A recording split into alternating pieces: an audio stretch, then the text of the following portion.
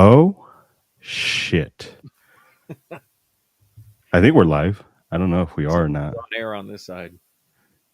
Yeah, it says on air on this side too. Super professional podcast. Super. The most professional. Welcome to the Guns for Everyone podcast. I'm your co-host, Isak Chase.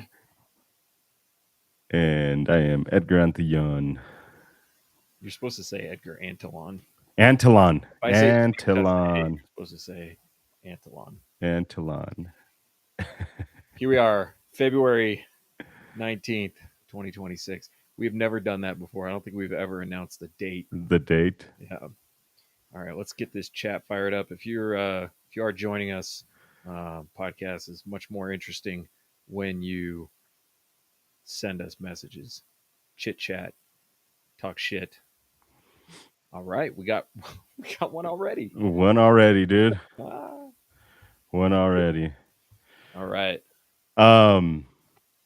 So one thing that before we like fully get started is and I just remembered today because I was having a conversation with um what's his face, one of the FLP humans, Okay. or they used to work for FLP.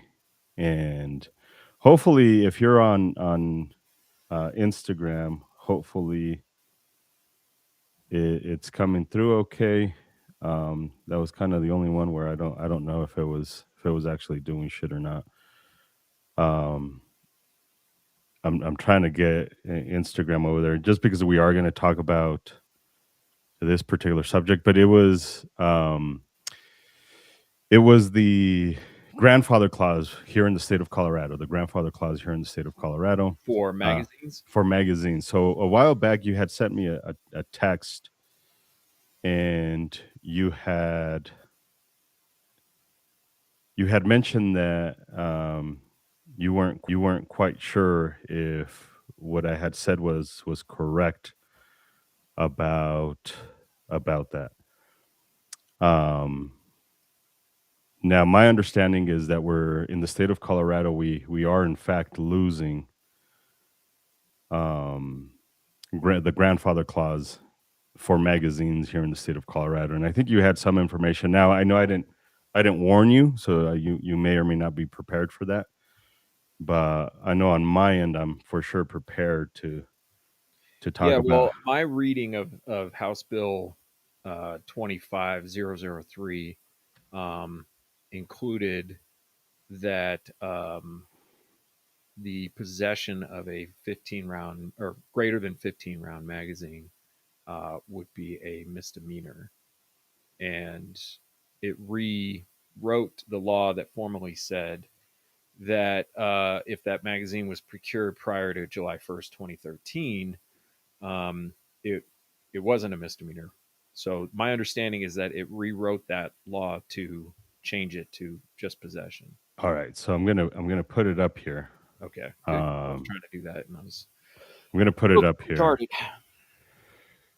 Uh, Super easy for you to do, to look that way.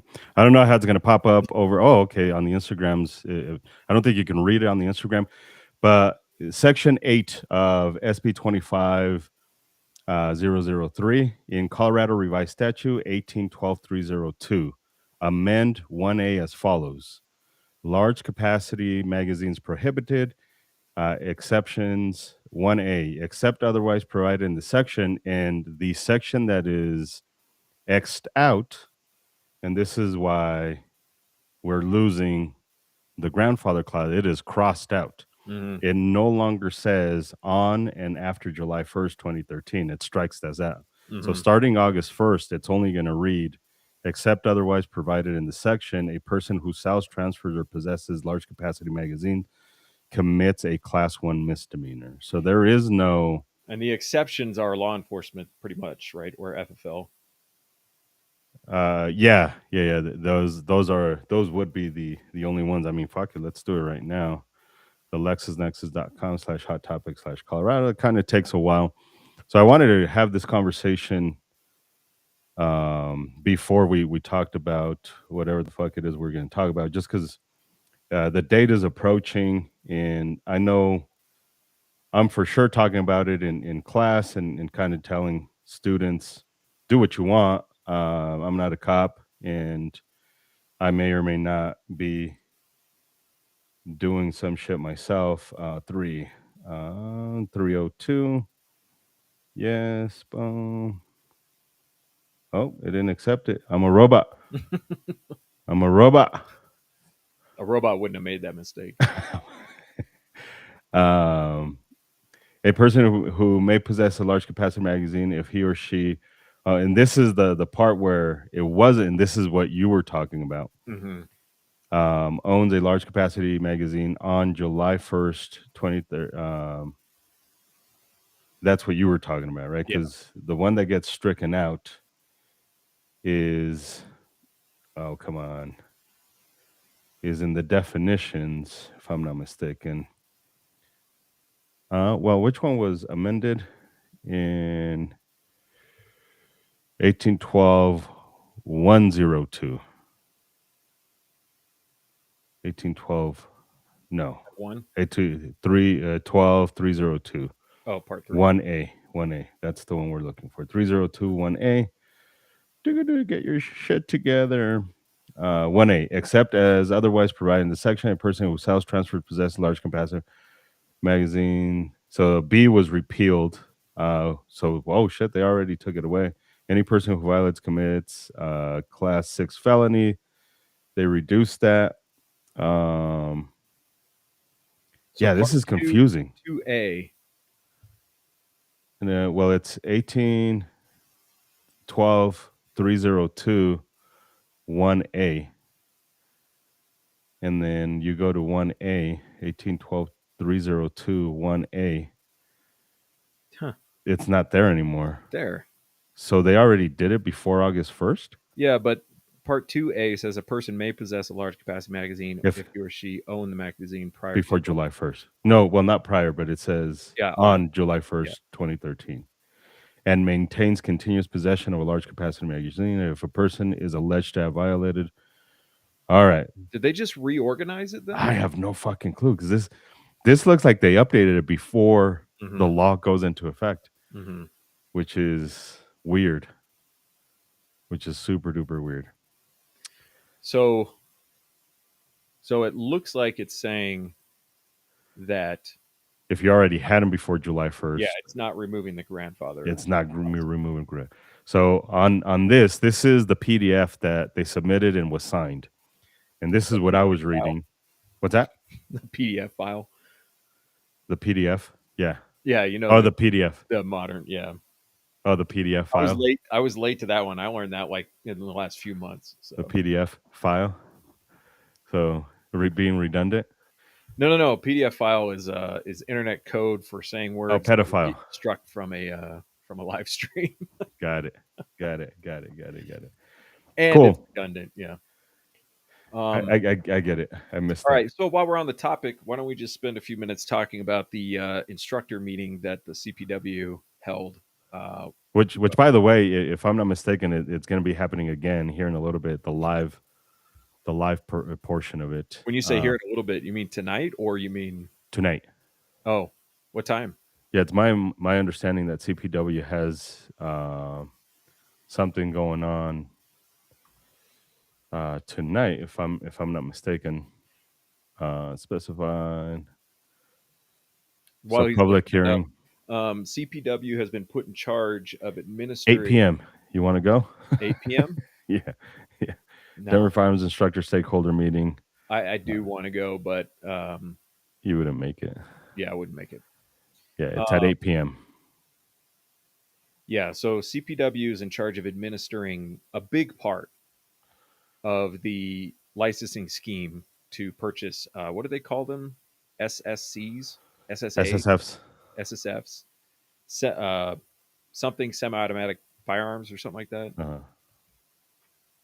Basically, any kind of gun you'd want to buy.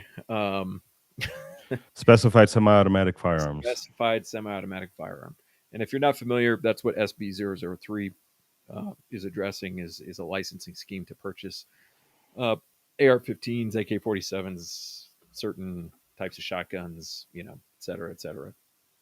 Um, I'm not going to talk about exactly where I work, but I will say I work in um, front end web development, and the amount of trust me, bro, going on in that previous meeting was astonishing, uh, especially when it came to private information, and the protection of private information. So, uh, no description of the actual type of security measures being taken other than just saying encrypted, which like WhatsApp is encrypted. That doesn't mean shit. So, um, Signal is encrypted. Doesn't mean shit. signals end to end encrypted, but there are still major security holes uh, Huge. in an end to end encrypted system.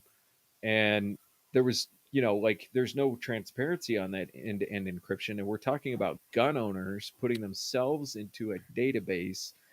Security is important, or it should be important. Um, so I didn't listen to the whole thing. I did hear that part. I did hear the we don't have enough time to do a good job, so we're just going to do the best job we can in the time that we have. Which Yeah. that's not their fault, but that's not a good sign at all. Correct. So, Yeah. um, and A the lot of it was definitely concerning for me. The biggest concern was the continued garbage of instruct or sheriffs can violate the law, mm-hmm, and there was a lot of emphasis on, well, the sheriffs can do whatever they want mm-hmm. instead of And references to the fact that that's the mindset about the implementation of the instructor verification for the current social or current uh, instructor verification for concealed carry. correct. So it's kind of like in a circular logic around that. Um, and yeah, it's that was astonishing. Another thing that made me laugh, but also reinforced a core principle about how this stuff gets implemented. Josh Yates, I think his name is, Mhm. instructor in Colorado Springs. If I'm thinking about the same Josh, I think it is the same Josh.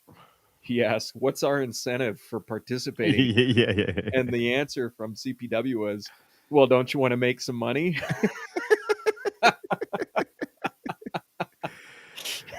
Well, this is which was hilarious, by the way. That shit was bonkers. Kind of speaks to the motivation that for me the sad thing is the NRA type of humans, and I have to be careful on how I say that now because the NRA seems like it's moving in the correct direction.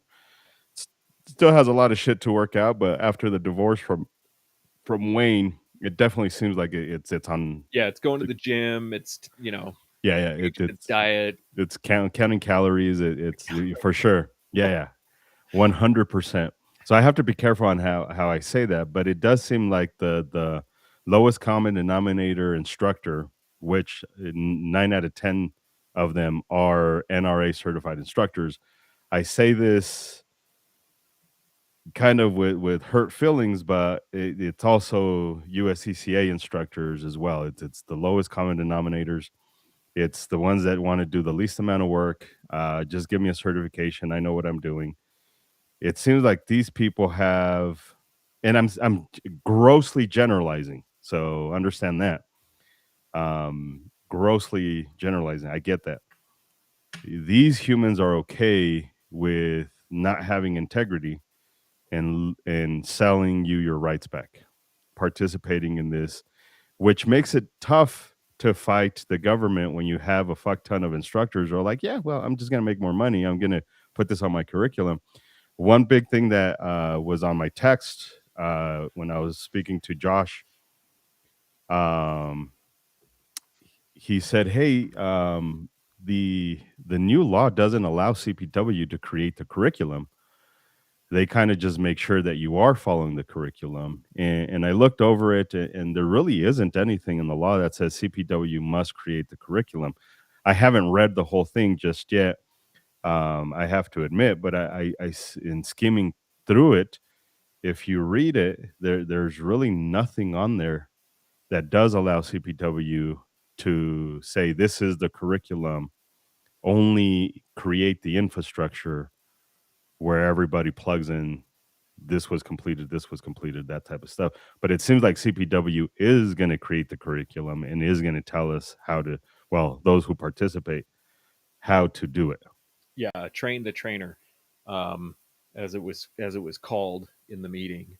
Um, which I mean, if you think about how many errors there are in the logic alone, plus following the letter of the law, you could see where the potential for catastrophe is starting to form for this Yeah. stuff. In addition to your point about, instructors participating in this. I mean, you know what um, what would have been interesting is if there was just a flat out revolt in that meeting of instructors who, I know, I know in the meeting they were like, "Hey, listen, we didn't pass this law. We're just part of a cog in a wheel," which is exactly what the Nazis said. Uh, sorry, I've been on Reddit. Um, it's like, don't blame us. We're just one piece of the machine. We're just doing our job. And what if the instructors just said, "Yeah, fuck that," like, but no, they're like, "So can you tell me when the next training session is going to be available so I can be the first in line to participate in this, um, and learn your curriculum, your bullshit curriculum, so I can sell more classes." Uh, yeah. And that shit's heartbreaking for me. And this is, I'm getting to a point where I'm losing motivation to want to fight the system, because every time you and I want to fight the system, we encounter this. Other instructors are like, "Well, no, no, no, no, not my sheriff." Hmm. Well, no, no, no, no, no, not my government. You just don't get it. It's like, no, like it's we're trying to fight this bullshit stuff, Hmm. and about 80% of instructors are like, no, this is super awesome. Like, it makes me more money. Hmm. It makes me more money, and my law enforcement person would never do that. Hmm. My law enforcement person is actually pretty awesome, and they might be right. Like, uh, there was a long time ago, and it kind of stuck with me when you were actually the one that introduced me to this idea. Like, every murderer gets called a nice person. Everybody says, "Well, they were a nice person." Not to say that every sheriff is a fucking murderer, but it's this idea of these these humans put their local authority way the fuck up here, and disregard our rights, disregard our freedoms, because you just don't get it. Yeah. Um, Yeah, I go to this I teach at this men's retreat every year. And the guy who invites me up there to teach is uh excellent human being, and he gives me a room, or gives me a place to teach, and I teach for free. I mean, we teach for free anyway, but like, he's always trying to give me money to do it, and I'm like, "No, um this is kind of like my charity for the year, is to yeah, go up and participate in this." Um, but it's a bunch of old fat white guys. And I use that term. We don't use that term as much as we used to, but but it's they're fuds. They're people yeah, who think that they're plugged into the gun community and they think they have it figured out. And every single conversation I have eventually gets to the point where, well, our sheriff in El Paso County is looking out for us. And then when I give them contrary information and I talk about things like how getting a concealed carry permit in Denver is faster than in El Paso County, correct. they don't believe me. And I'll give them some facts, and they're just like, "Ah, that can't be true." They There's no way that could be true. And I'm like, dude, I do this all the time. You know, you asked me, like you came to me and asked me, and I'm telling you, and they're like, nah, that can't be right. That's not true. That's not true. There's no way that's true. Yeah. And that's sad. That kind of ties into part of what I wanted to talk to. I don't know what of the 10 topics you chose, but that is one of the ones that I wanted to have a conversation about. But anyways, Well, let's just round out the CPW conversation. More to come on this. yeah. And if you're not aware, I made my decision. I think Edgar's made his decision that I'm not going to participate in this program. I'm not going to offer the training. I'm not going to. I do really want to go to the train the trainer so I can talk shit from a first person point of view about how horrible the curriculum is. I believe the words lowest common denominator were explicitly stated in that Yep. meeting Yep. when it came to the training, and so I do plan to try to make it to one of the train the trainer seminars or whatever classes, but I'm not going to participate. I'm not going to turn people's names into the government in order to get them the training, um, and yeah, not going to do it. So It's it's a pretty listen, it's you and I have never been of the mind that money is number one. It's important to us. Like mhm, it matters. And largely what I bitched about the tail end of fucking 2025. Um, so it's not that it's not important, but I think integrity is important. mhm. It's tough. I feel There, like even participating in the new concealed carry training yeah. requirement pushed me Oh outside yeah, my line for sure, of integrity. for sure, It for bothers sure. 100%. I'm there with you. And honestly, the only thing that keeps me sane in all of that is I still think of the humans who are kind of forced into the gun ownership. me. Hmm. I'm not worried about your standard gun person. I've said this plenty of times. I'm not worried about your gun enthusiast. I'm not worried about it because they'll figure it out. I'm worried about the fucking 30-year-old fucking chick that is being stalked and was almost raped and she feels forced into concealed carry. Couldn't give two fucks about politics, couldn't give two fucks about and I meet a new business owner. I had an older couple. They were fucking old. They were old. I'd say 70s, um, 80s, something like that. Right around the corner from death's door, and they own a business. And the reason they carry is just because in that business they get robbed a lot. Hmm. I don't know why they don't fucking close it down if they get robbed a lot, but that's why they carry. They couldn't give two fucks about any politics. All they Yeah. care about is, I just want to not die. Yep. That's honestly the number one thing that keeps me doing the new training requirements in the state of Colorado is that, like, other than that, it fucking kills me every single time I do a concealed carry class. It Yeah. The psychological load is mounting. I'll tell you that one of the main reasons why I do it is it's an opportunity to share some yeah, of that defensive shooting correct. stuff Yeah, with people, which I think is, look, if we're going to have people walking around with guns and people who are going to possibly have to use those guns, I truly do believe in the curriculum that we teach, correct. and it's an opportunity for them to get exposed to what I think is the best information out there when it comes Yeah, to that. So, but yeah. I was listening to one of those free MIT courses on YouTube. Mhm. It was talking about learning and especially outside of babies who are big. Babies are like the biggest learners, Yeah, but just generally speaking, there's all these learning models and the cognitive load model and the um, situation based model and all that, and none of that matters if the person is not motivated to learn. correct. And that is something that I see in every class. People are only there, a lot of people. Yeah. I'm not going to say most people, but a lot of people are only there because they have Right. to be there. Well, I've been seeing this more and more in every single class is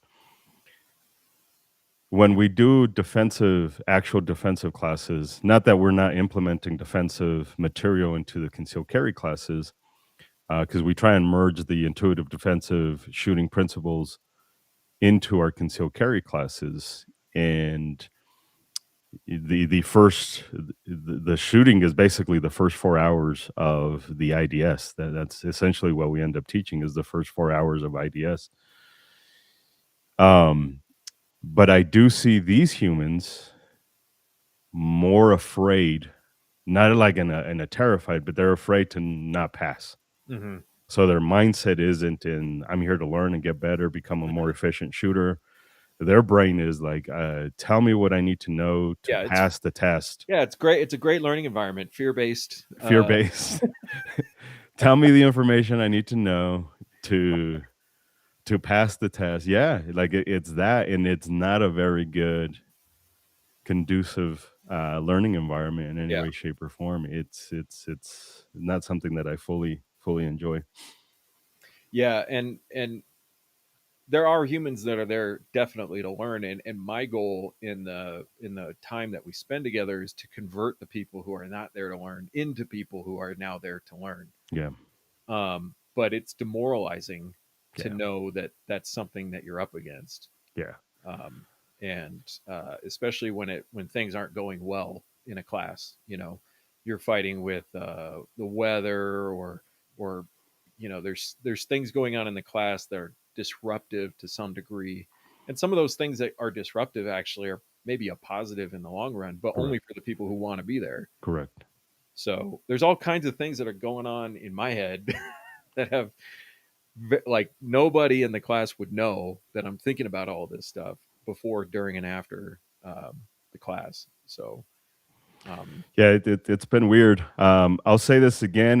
It's probably going to piss off a ton of humans, but we have to continue saying this. If you're an instructor, respectfully, as respectful as I can say it at this point, until we see each other face to face. If you are an instructor that participates in the resale of people's rights, if you're profiting off of that, um, I don't know. There's an integrity issue there.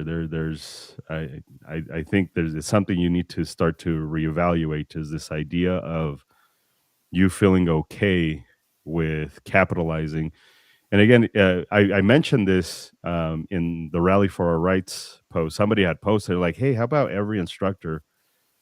Somebody I can't remember who it was. Somebody said, "How about every instructor just doesn't participate in this? What do you think will happen?" And my comment was like, "This is the way," but unfortunately, too many instructors are getting capitalized on the resale. And somebody replied, and I get it. It's not capitalism's fault, and it's not capitalism's fault. I think you and I had a podcast about this. It's greed's fault. mhm. It's humans are not understanding like their greed is getting in the way of us being able to protect our freedoms because for them making money is more important than you're no different than Nancy Pelosi. You're no different Except your than teeth are smaller. yeah, yeah, yeah. Can't. And you're not a native and you're not a native. Uh, oh no, that was the other one, right? That wasn't Pelosi. That was Warren. Oh yeah, Uh, yeah, Pocahontas. Pocahontas. Yeah, Yeah, yeah, for sure. So yeah. it's This is a side note, but since it came up, I've been wanting to explore this a little bit, not very much, just a little bit. I'm yeah, starting to think of capitalism differently than I used to. yeah. Capitalism being, I'll take whatever I can get, as opposed to free market. Free market. Yeah, for sure. Because this situation of for mandated training and instructors, taking advantage of mandated training to make money wouldn't exist in a free market Correct. because there wouldn't be a requirement. There wouldn't be a requirement. But Yeah, capitalism is like whatever's going on, I'm just going to take what I can get. correct. Um, which in general that's human behavior. So in some ways I think capitalism conforms to human behavior, but at the same time it doesn't mean capitalism good. You know, capitalism is like, yeah, whatever the law is, like, just I want to be the winner. Yeah, yeah, for sure. It's more opportunistic. I always have to say that shit slowly. Opportunistic, for You're trying to say vaquero. like it, which is not a positive thing. It's not. You're a fucking scavenger. You're scavenging for your vulture, your culture vulture. Yeah, that's very interesting. I am more of a free market human than I am any of the other stuff. A real free market. You're 100% correct. I don't know why I want to complicate what you already said. Would not. And that's not my idea. I just came to that realization. So Yeah, I'm not yeah, trying yeah, to for be like, sure. oh, I thought of this. Like, I didn't. No, All my ideas are stolen. So it's something that has been. I never thought about them of two separate things, and they are two separate things. 100%, they are two separate things. Is Yeah. Speaking of economic um, models, I posed a question because I'm going to be speaking on a panel come Tuesday. It's some PhDs and PhD candidates, and they want me there to kind of just learn. It's going to be myself, Jackie from Bristlecone, and Kirsten. Kirsten, we're going to be speaking on this panel. So I posed the question because one of the questions that get asked a lot is, what do you want them to know about gun owners? And I posed that question and I said, I don't want politics. And of course, a lot of them was politics. It's like, we're not murderers. Or like, they collect the data. I think they know that. mhm. But one of them DM me, and in the DM he says, you should tell them that without guns, there's no higher education. I was like, well, you need to expand on this. Like, what do you mean? Because there's plenty of fucking countries who have banned guns and they have higher education, and then pretty well regarded. I mean, the UK doesn't have a Second Amendment, and we may not agree with their colleges or universities, but I think Oxford is pretty well solidified Mm. in the world of academia. So I asked for more Oldest in the clarification. world too. What's that? It's one of the oldest continuing operating universities in the world. One of, or isn't it the oldest? Maybe it is the oldest. Yeah. Because it predates the fucking Meshikas and like all of that shit. Like it's fucking crazy that Yay, um white people.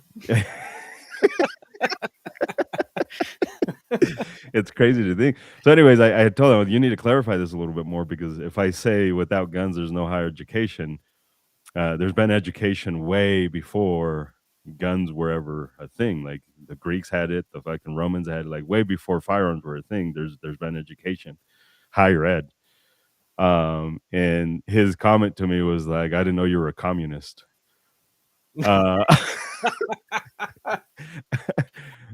Uh, oh shit, we lost. Oh, is he still there? I'm. Can you hear me? Yeah, Okay. you're here. You You left never and dropped, but I guess I did. So you okay. did. It's so weird. But yeah, that was his day. I didn't know you were a communist. Yeah. Like I don't the fuck. Which is the carbon copy, or what, the chiral copy. Chiral is same but opposite. Uh huh. As if you don't vote for Kamala Harris, you're You're a a Nazi. Nazi. Yeah. You're a Nazi. Yeah, you're a Nazi. If you're not a communist, you're a Nazi. That's the pro guns argument, equivalent to you're a Nazi. Exactly. Yeah. You're a commie, because Yeah. that's what Ava was labeled, right? You're not a commie because she didn't show up Not. to. I don't think she was labeled as a commie. She was labeled, I think, as a commie lover. Oh, commie lover. Yeah. Got it. Yeah. So. Which wouldn't that kind of make her a commie? No, I think there's some kind of initiation ceremony that you have to go through in order to become a commie. So silly, so Yeah. fucking silly. So. All because she didn't show up to one committee hearing. No, it wasn't even that. It was like she was just. I mean, that's what they made it sound like. But it was so much more subtle than that, and really she was just the wrong candidate according to RMGO. They wanted somebody else, so better post a picture of her next to Gavin Newsom, who she has never in her life met, but somehow, They're the same. they're the same. They're the So same. yeah, So crazy. we I think we're on a path here that we can't get off of. And like the only thing to do is enjoy your adult beverages and try not to let it bother you, because like, Yeah. when you have organizations that are supposed to be helping us just tearing each other down like that, like while we're losing, by the way, I just Getting our asses kicked. yeah. Like You ever, we're did you played something when you were young, right? Like you played soccer. so I trained with he used to be one of the trainers for Butterbean. Okay. So I trained boxing for quite some time. He lived in the neighborhood, and he was just one of the trainers. He wasn't the main trainer, but He wasn't he Customato. He yeah, wasn't Butterbean's Customato. no, he wasn't. He was kind of just he helped condition them, and well, Okay, if you so can call you did a like little boxing, soccer. okay. Did you play on a team when you played soccer? Soccer, I played on a team, and then I had a very bullshit conditional contract with Chivas USA when this was towards the tail end of them becoming defunct. Okay. Um, So have you ever had the experience on a team of getting your ass kicked and watching your team destroy itself on the bench? oh, it happens all the time, dude. I never experienced it because I was on the good teams. I But saw it from the other side of I the saw. field.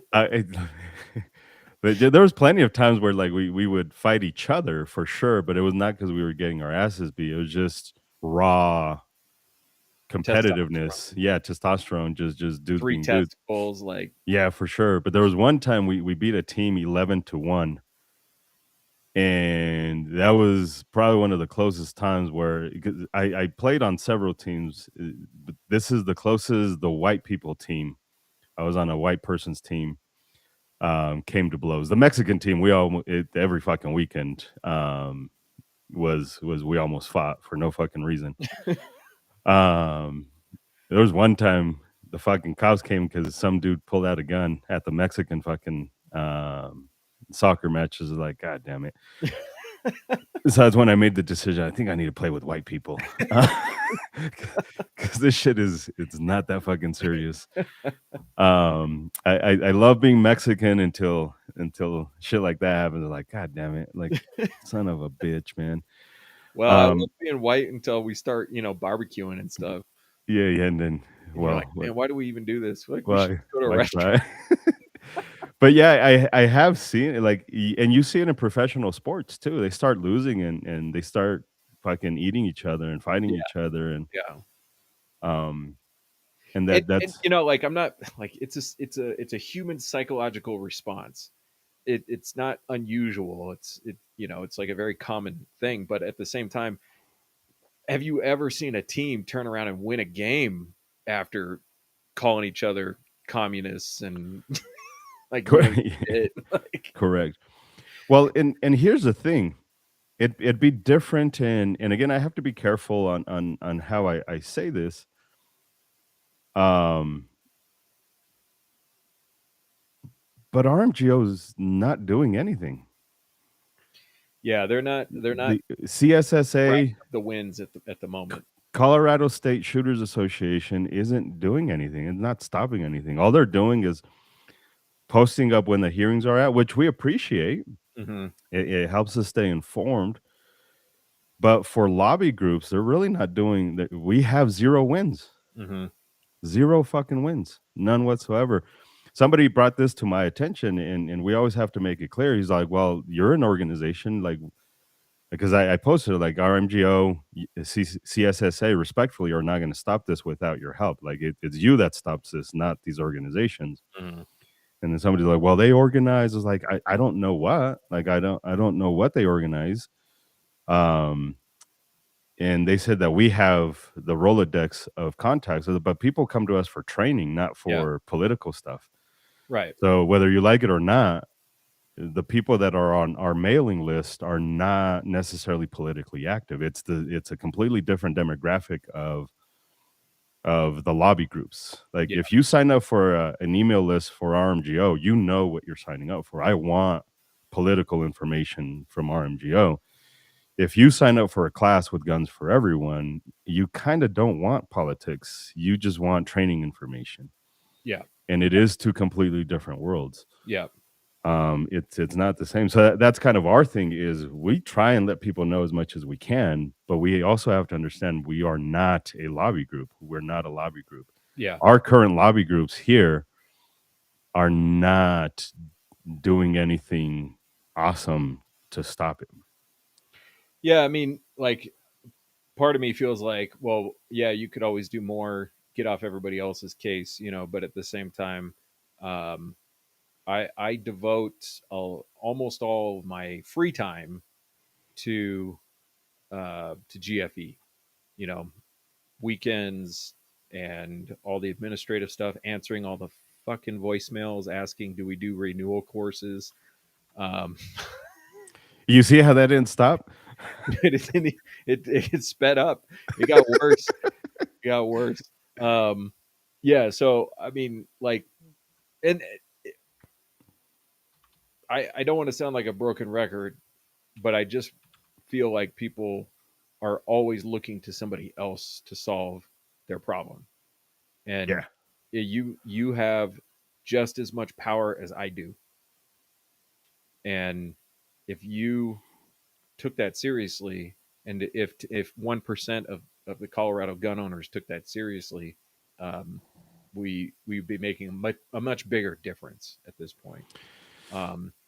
Yeah. And What? really, I feel like 2026, and I hate to say this, like this makes me sad, depressed, whatever, but I feel like 2026 we turned some kind of a corner where we just all are like ineffective, Yeah. and we're not helping it, like we're not making any difference at this point. And maybe it's because of SB003 passing, and you know that was probably the biggest turnout we've ever had at the Capitol for a bill. Was No, the magazine was bigger. was it? Oh yeah. Okay. Yeah, the magazine was significantly greater turnouts. So, you know, we couldn't, it was a big turnout as far as turnouts go, but it wasn't very big, No. and it wasn't effective. Nope. And so after watching that go on, I'm like, yeah, well, we just don't care. We just don't care anymore in this state. We're all resigned to the fact that this is going to continue. We're all hoping for something that's out of our own reach. Like, oh, I I hope the courts overturn this. I hope this goes to the Supreme Court. I hope the Supreme Court, you know, that's all I hear. Supreme Court. Well, what about Bruin and blah blah? I'm like, dude, it's so remote and it's so ineffective. Bruin didn't help Colorado at all. No, not even a little bit. Especially since nobody wants to use Bruin, because part of being able to use Bruin means that you have to take a case to put it up against Bruin. Mm-hmm. It's not just saying in a committee, well, Bruin. It's not just saying on the internet, well, Bruin. It's getting charged or starting the legal process. The problem with starting the legal process, this is where we're at right now. We still have not found plaintiffs. And part of it, I'm kind of disappointed that Brian hasn't been as tough as I wanted him to be with this stuff. But also, how the fuck do you want me to be tough if there's no fucking plaintiffs? Yeah. Nobody wants to sign up for the lawsuit. Everybody just wants to not do anything. So, Brian, you and I talked to him a couple years ago on this when we started this whole thing, and he said, "Well, I think this is a good fight for Bruin because of the historical context. Is like historically, there's never been this much requirement to get your permit. Yeah. So I think we do have a case. It's an uphill battle, but I think we do have a case. But we need plaintiffs." And guess how many people want to sign up for it? Zero. What people want is, nah, I just want the easiest path. I just Yeah. want to get my permit. I don't want to fight. Just make it super duper easy for me. And that's the fucking problem. So yeah, you can say Bruin all fucking day long, but you kind of have to participate in the legal process to get Bruin. Like Mhm. it is not going to happen all by itself just because you screamed fucking Bruin Yeah. at a committee hearing. Yeah. And also relying on lobby groups, at least at a state level here in the state of Colorado. I'm more familiar with state level stuff than federal stuff because I have seen lobby groups at a large level. Like I have seen victories from Gun Owners of America. I've seen victories from FPC. I hate to say, but I've seen victories from the NRA. Again, NRA is getting better. I have at a federal level, but at a state level, your lobby groups quite literally do the same thing that any other normal human being does, and that's sign up for committees and testify at committees. Mhm. At a state level, a lobbyist doesn't really do anything more than just let me look at the bills, let me talk to legislators. Like you can do that shit. Like Mhm. we don't need a lobbyist to talk to legislators and show up to fucking committee hearing. Like all it requires, especially now in 2026, is you to fucking plug in a system in your browser that alerts you when these bills get introduced. Like it's pretty fucking simple. It's on the fucking website. It's on their website. Like it's pretty simple. Um, but Yeah. yeah, Well, I mean, we're at the point right now where in the classes, people are asking about the new law. They, one person will say, "Hey, what's going on with SB 003?" And I start talking about it, and nobody in the class knows what I'm talking about. And like this law is going into effect this summer and will fundamentally change firearm purchasing in Colorado, yeah, and they have no idea. So yeah. that's what we're dealing with. Like nobody's even paying attention. Um, so it's ridiculous. And I had this is another thing I think that has affected my negative outlook is I had this hope that the Democratic gun owners would kind of see the light on their power to protect the Second Amendment. Yeah. Um, and when all the ICE stuff happened, all the shootings and everything, there's this moment of like, oh shit, we got to get some guns, we got to buy guns, Mm. to fight the fascists, and we got to protect our communities and everything. All right, cool. And then people are like, hey, by the way, do you know that you're gonna have to get a license to buy a gun in Colorado in August? What? Oh, that sucks. Yeah, we should try to get this repealed. Yeah, well, that maybe. It's like, okay, well, if we're really on our own here, um, then like it's done. We're not going to change anything. The only grace I give to the Democratic gun owners it is a small one. Like at some point, I'm gonna be like, well, you've been dealing with this shit forever. Like fucking nut up or shut up. Like it's. So at this point, because a lot of them are still relatively new to this process, it's not new that Democrats own guns. It's not new, but it is new in our time. Hmm. It is new in our context. The only grace I Also, yeah. Also, the idea of them holding their own party accountable is new. yeah, The idea that okay, yeah, you could still support the party, but you can let your legislators know that their seat is not safe. correct, That person's seat is not safe for that person if they step over this line. correct. No, well, wait, what? Like, no, I'm not going to participate in a recall. I don't want to get a Republican elected. Like, no, you don't have to worry about it. It's a safe seat. But let Not that for that person. legislator know Yeah, that their seat is not safe. correct, That's a kind of a novel idea in politics, correct. especially at a time where people are so polarized by like fear about what would happen if the other party got into power in that Yeah. seat. So So the only grace I give them is The fact that as soon as a Republican finds out that the gun owner is a Democrat, immediately it's the you fucking commie and you fucking this and you fucking that Yeah, they give no quarter. and you fuck it. It's like I still own guns. Like Yeah. how about instead of or immediately wanted to talk about like, well, but abortion and well, immigration and well, Yeah. like that's how about we just agree on this one thing Mm-hmm. and then let's figure out how the fuck we're gonna fight the people that don't agree on this thing. Mm-hmm. And then we'll figure out the rest Yeah. some other time. Something's got to happen soon, because if it doesn't, we're going to continue to see what has happened this legislative session in the United States, where after SB 003 passed, Virginia and New Mexico and Vermont. Virginia's is fucking gross, dude. Dude, Vermont is a straight up, as soon as the law goes into effect, Yeah. your AR is banned and it is a criminal offense to possess it. Oh, I didn't know that one. I know the Virginia one is pretty fucking rough. Yeah. Vermont is like cranked up to 11. That's crazy. Um, It's gonna make us look like we're fucking pro gun. yeah. I mean, there's no like, how do we implement this law? It's like the moment it's signed, it goes into effect. You got to, either get rid of it or you're a criminal. That's bonkers. So, dude. yeah, one thing I do know, it's all their fault. It's not our fault. Yeah. So, anyway, enough doom. Let's talk about risk assessment.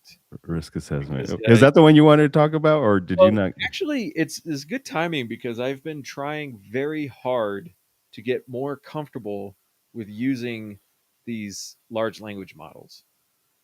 And Okay. you decided to ask the question to the large language model, and it gave back a bunch of responses, which we might as well talk about.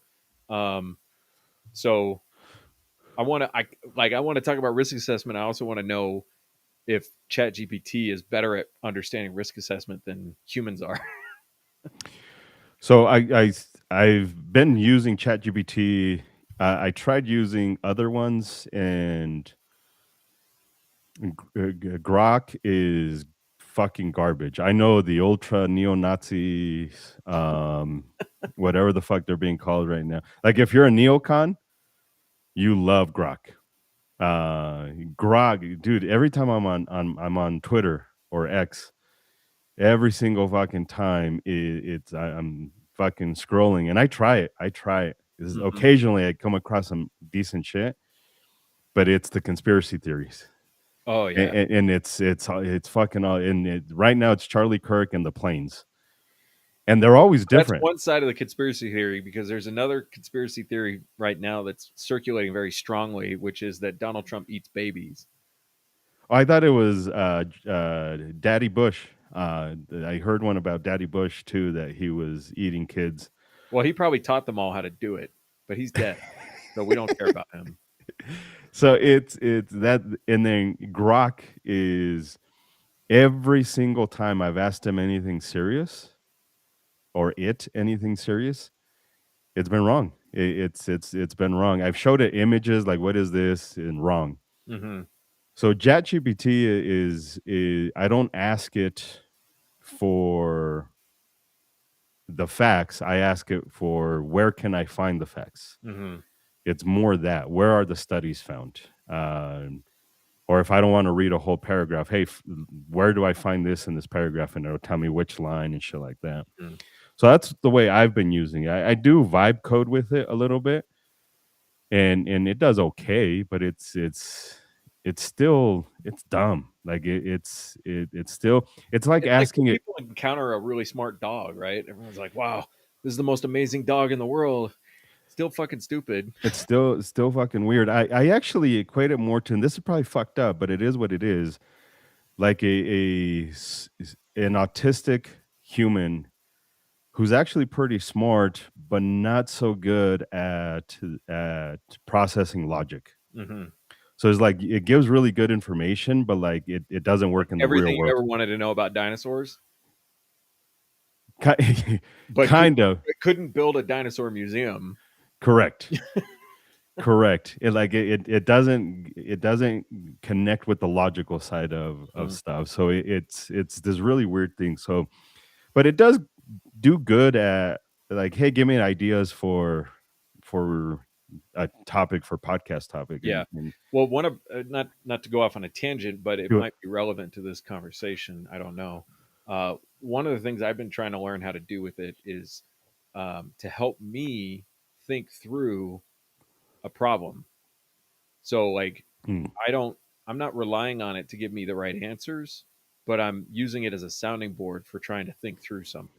Yeah, how to communicate better, Yeah, for sure. Like develop an idea or something like that. So I sent you an email talking shit about people who say they want to collaborate, and then when you fucking press them on collaborating, that was fine tuned with mhm. ChatGPT of like, hey, I think these people, and I present it to ChatGPT the way that I talk. Hey, I think these people are full of shit, Yeah, but I want to, not to get me again.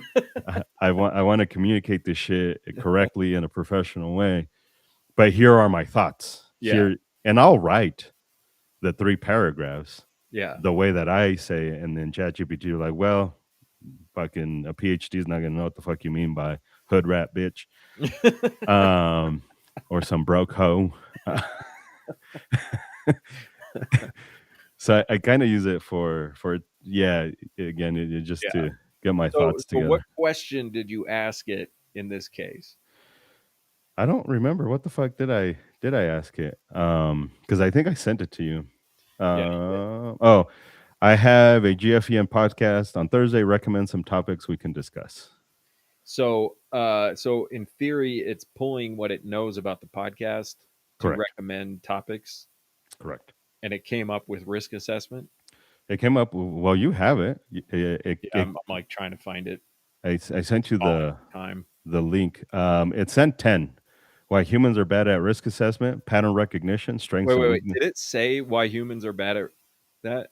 Yeah, it Did it use says humans? why humans are bad at risk assessment. It really knows you pretty well. Yeah, yeah. Pattern recognition, strength and weaknesses of the brain. The physics of human reaction time. Well, it's using humans because that's what the fuck we are. Yeah, but that's the word you use. Correct. I would kind of expect it to say people, Fair. but The myth of perfect performance, how stress changes the brain and body, science myths that won't die, how memory actually works, the science of skill acquisition, are humans getting smarter or just better at using tools, the science of confidence, real versus fake. So those are the 10 topics it recommended. that's pretty good. Um, that's pretty much all we talk about.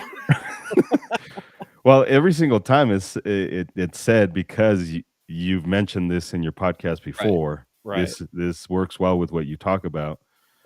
So Uh, so risk assessment. There's a really important book, although I have tried to read it a couple of times, and uh, I struggle because there's something about it that just kind of rubs me wrong.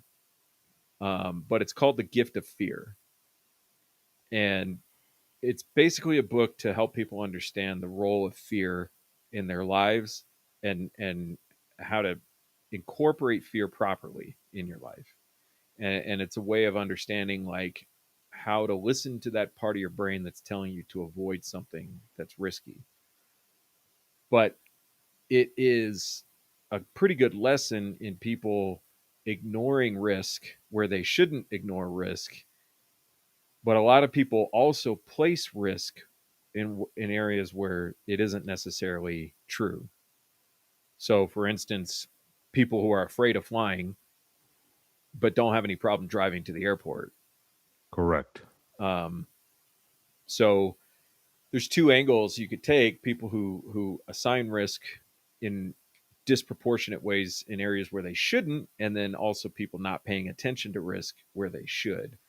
But I think one of the things that we see commonly is people fearing things that they don't need to fear when it comes to firearms, self defense, etc.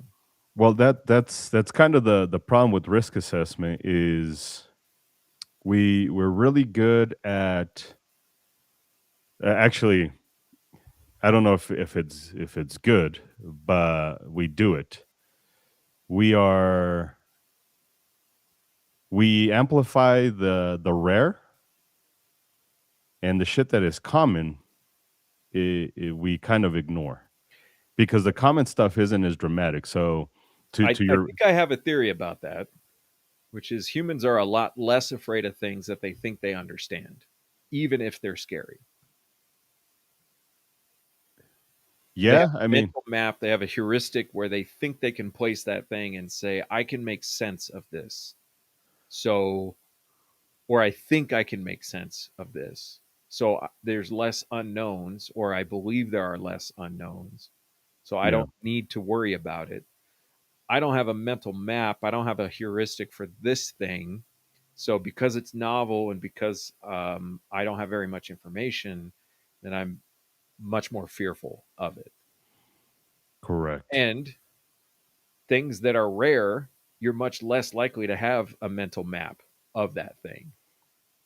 Like getting mugged is pretty rare. Correct. Um, so So you see it happen, you see a video of it happen, and you think, oh shit, like what would I do in that situation? Let me build a mental map around that situation. Let me obsess about that thing. let me answer Gregory really Okay. quick, because Gregory is accusing us of not having phone numbers or not answering. Well, we We love have a the phone number. because all we get is fucking voicemails. Like I'll show you the phone numbers, respectfully. This is It's Edgar's way of saying fuck you. like it's so easy to find our information. I'll show you really quick. Since we're talking about ChatGPT, Since we're talking about ChatGPT, it is actually fair. It's on the screen right now. If you go down to the bottom, um, there's a phone number right there. Look at that shit. Phone number 720-248-8090.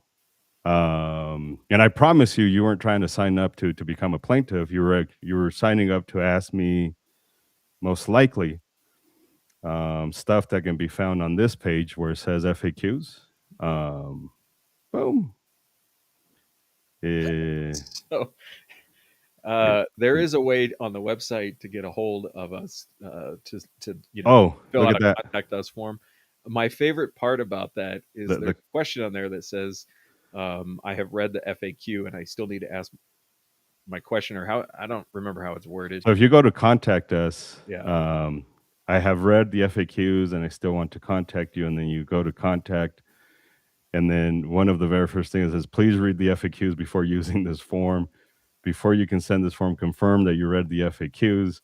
I have read the FAQ. There's a lot of people are like, yes, I took that says I have not read the FAQ page, and I won't let them send a message. No, it sends a message. The message says, I didn't read the FAQ. No, we get that. We get that.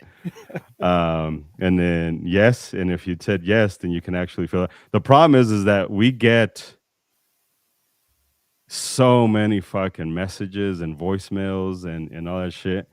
And it's always asking the shit that's in the FAQs. It's always asking. I think 1 or 2 times it's legit fucking question. 9 out of 10 times though, 99.999999% of the time, I mean, we it's could probably do an entire podcast of voicemails of people asking if our renewal course meets the requirements.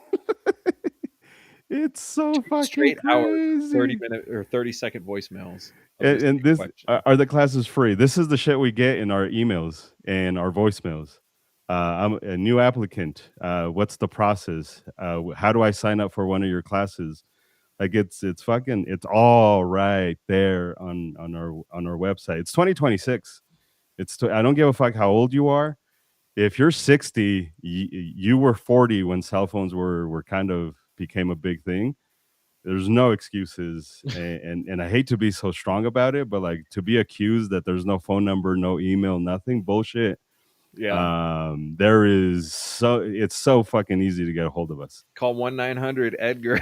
It's so fucking easy to get a hold of. We may not respond to you because your question is already answered on our website, And we specifically say if your question is already answered on our website, we're just going to ignore it. And the reason why is because the chances that us answering your question is going to lead to a resolution of your problem is almost zero. Zero. So you call us with a question that says, does your class do this or etc. And we answer you, the chances you're going to sign up for a class and come take it is almost zero. Yeah. So like you're bothering us just because you want somebody to talk to. Which is weird. Which is weird. Like you need a human to tell you the I know stuff you that can ask, you can talk to, you can have a boyfriend now that's like Chat GPT. and by the way, if you ask ChatGPT all of the questions you need to know about guns for everyone, ChatGPT will answer for me. Yeah. In fact, I should just add ChatGPT as a link, but like ask ChatGPT and ChatGPT will. Because I've had plenty of people who are like, "Hey, I asked ChatGPT and they said you're the best around, so that's why I'm in the class." Dude, we are spiraling out of control so fast. So fast. All right, so mental models, humans picking the wrong things to look Looking forward to seeing you at a class, Gregory.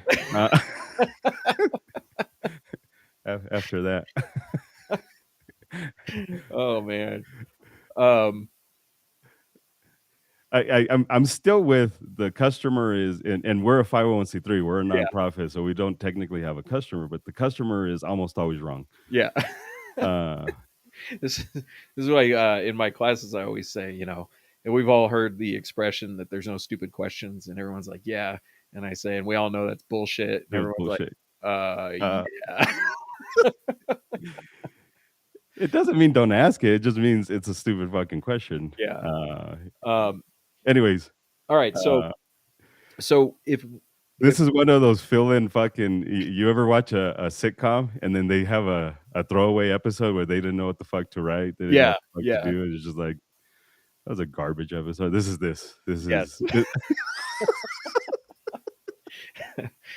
I feel like I'm so off track now. Oh yeah, okay, I got it. All right. So I'm going to respond to what you said. There's actually two humans, two psychologists that talk about what you kind of mentioned there. I think they're Russian, if I'm not mistaken, based off of their names. Um, Tversky, Amos Tversky, and the other one is Kahneman. I had never heard of them, but when this was proposed by GPT, I like to study it.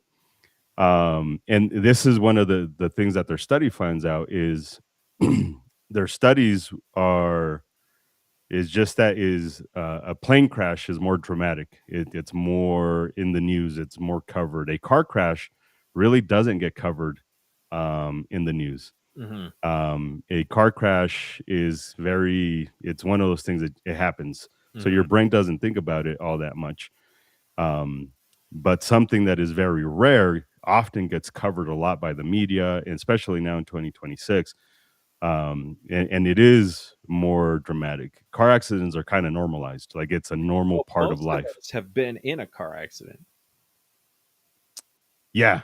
And if you've been in a car accident and you're here to talk about it, that means you survived the car accident. How many Correct. people have ever been in a plane crash? Personally, none. Yeah, personally, none. Yeah. I Uh, know there's been enough that will um that have been in plane crashes survive. I mean, obviously there's been movies about it and stuff like that, but it's I think you'd have to go very far in your circle of humans that you know to find somebody like, oh yeah, my cousin was in a yeah, plane crash and survived. yeah. So there's a media issue here in our exposure to the information, but there's also the experiential exposure. Um, I don't know what being in a plane crash is like.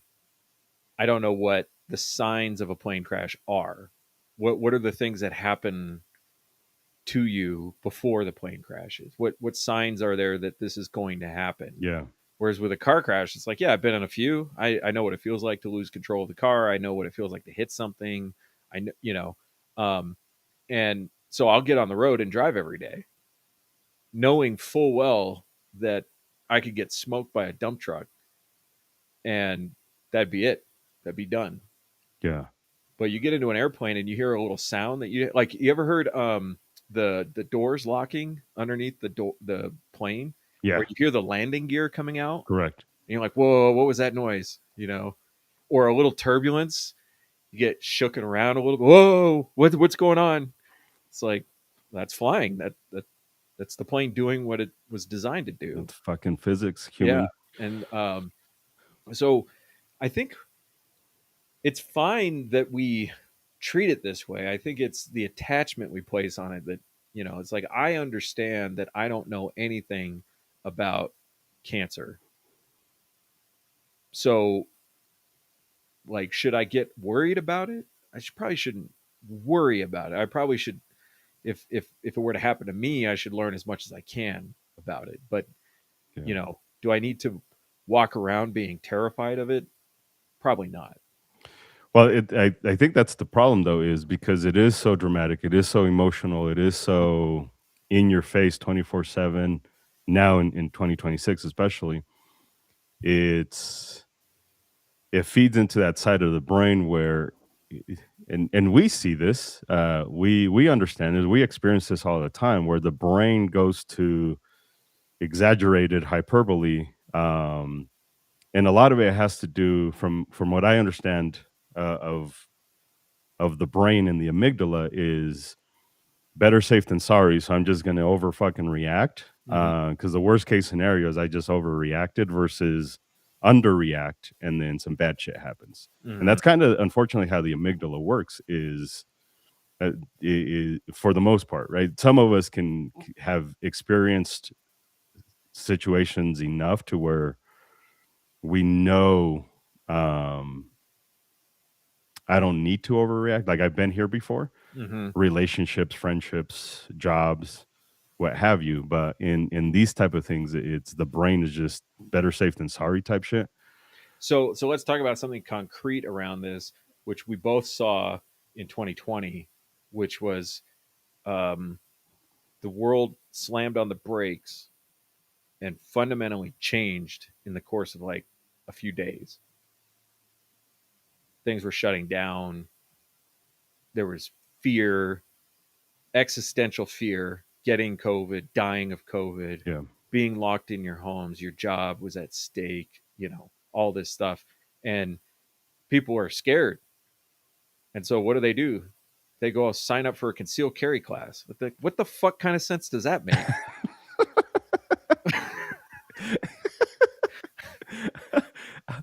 And that is I unfortunately better go get this piece of paper from these people I don't know. that is unfortunately our level of risk assessment in Yeah. 2026 because it we are so bad at it. We're And we just we made this we said this all the time in the class. I better get a gun so I can fucking shoot COVID if it comes to get me. like You know? it's weird. It's so weird, but that is humans' level of fucking risk assessment. Is it And I doesn't know how to do it well. Yeah, and I know the idea is like, well, um if I don't have any way to protect myself and society's breaking down, I need a gun. But at the same time, why are you in this class? Correct. Correct. Go buy a gun. You Correct. know, this is a Correct. concealed carry class. We're learning Correct. how to navigate the world with a gun, in our waistband. Um, like, I mean, on some level, I kind of get it, but on another level, it doesn't make sense why you're afraid of a virus You- and you You're go you're getting a permit for the end break of the down a world, society. the breakdown of society. Yeah, Like that permit's gonna be fucking worthless. yeah. It's worthless. And, But and arguably, you'd be a lot safer just sitting in your house watching YouTube for about how sure, to safely, for sure, have the gun with you and on you or whatever. And then the follow on to that was, all the protests, the George Floyd stuff and everything. And people are like, what if I drive into a protest and I get surrounded? well, don't. Well, that's not going to happen to you. Like that happened to an infinitesimally small group of people across the country. Correct. It's not going to happen to you. But what if it does? Like, but it's not. and you having a gun in that situation is probably going to make it worse. I mean, objectively speaking, Objectively speaking. it's probably going to make it worse if you have a gun. Uh, Objectively speaking. so but these are situations that none of us have, like unless you were in LA and the riots in the Rodney King riots, you don't know what to do with a world where you could get stopped in traffic by a bunch of protesters.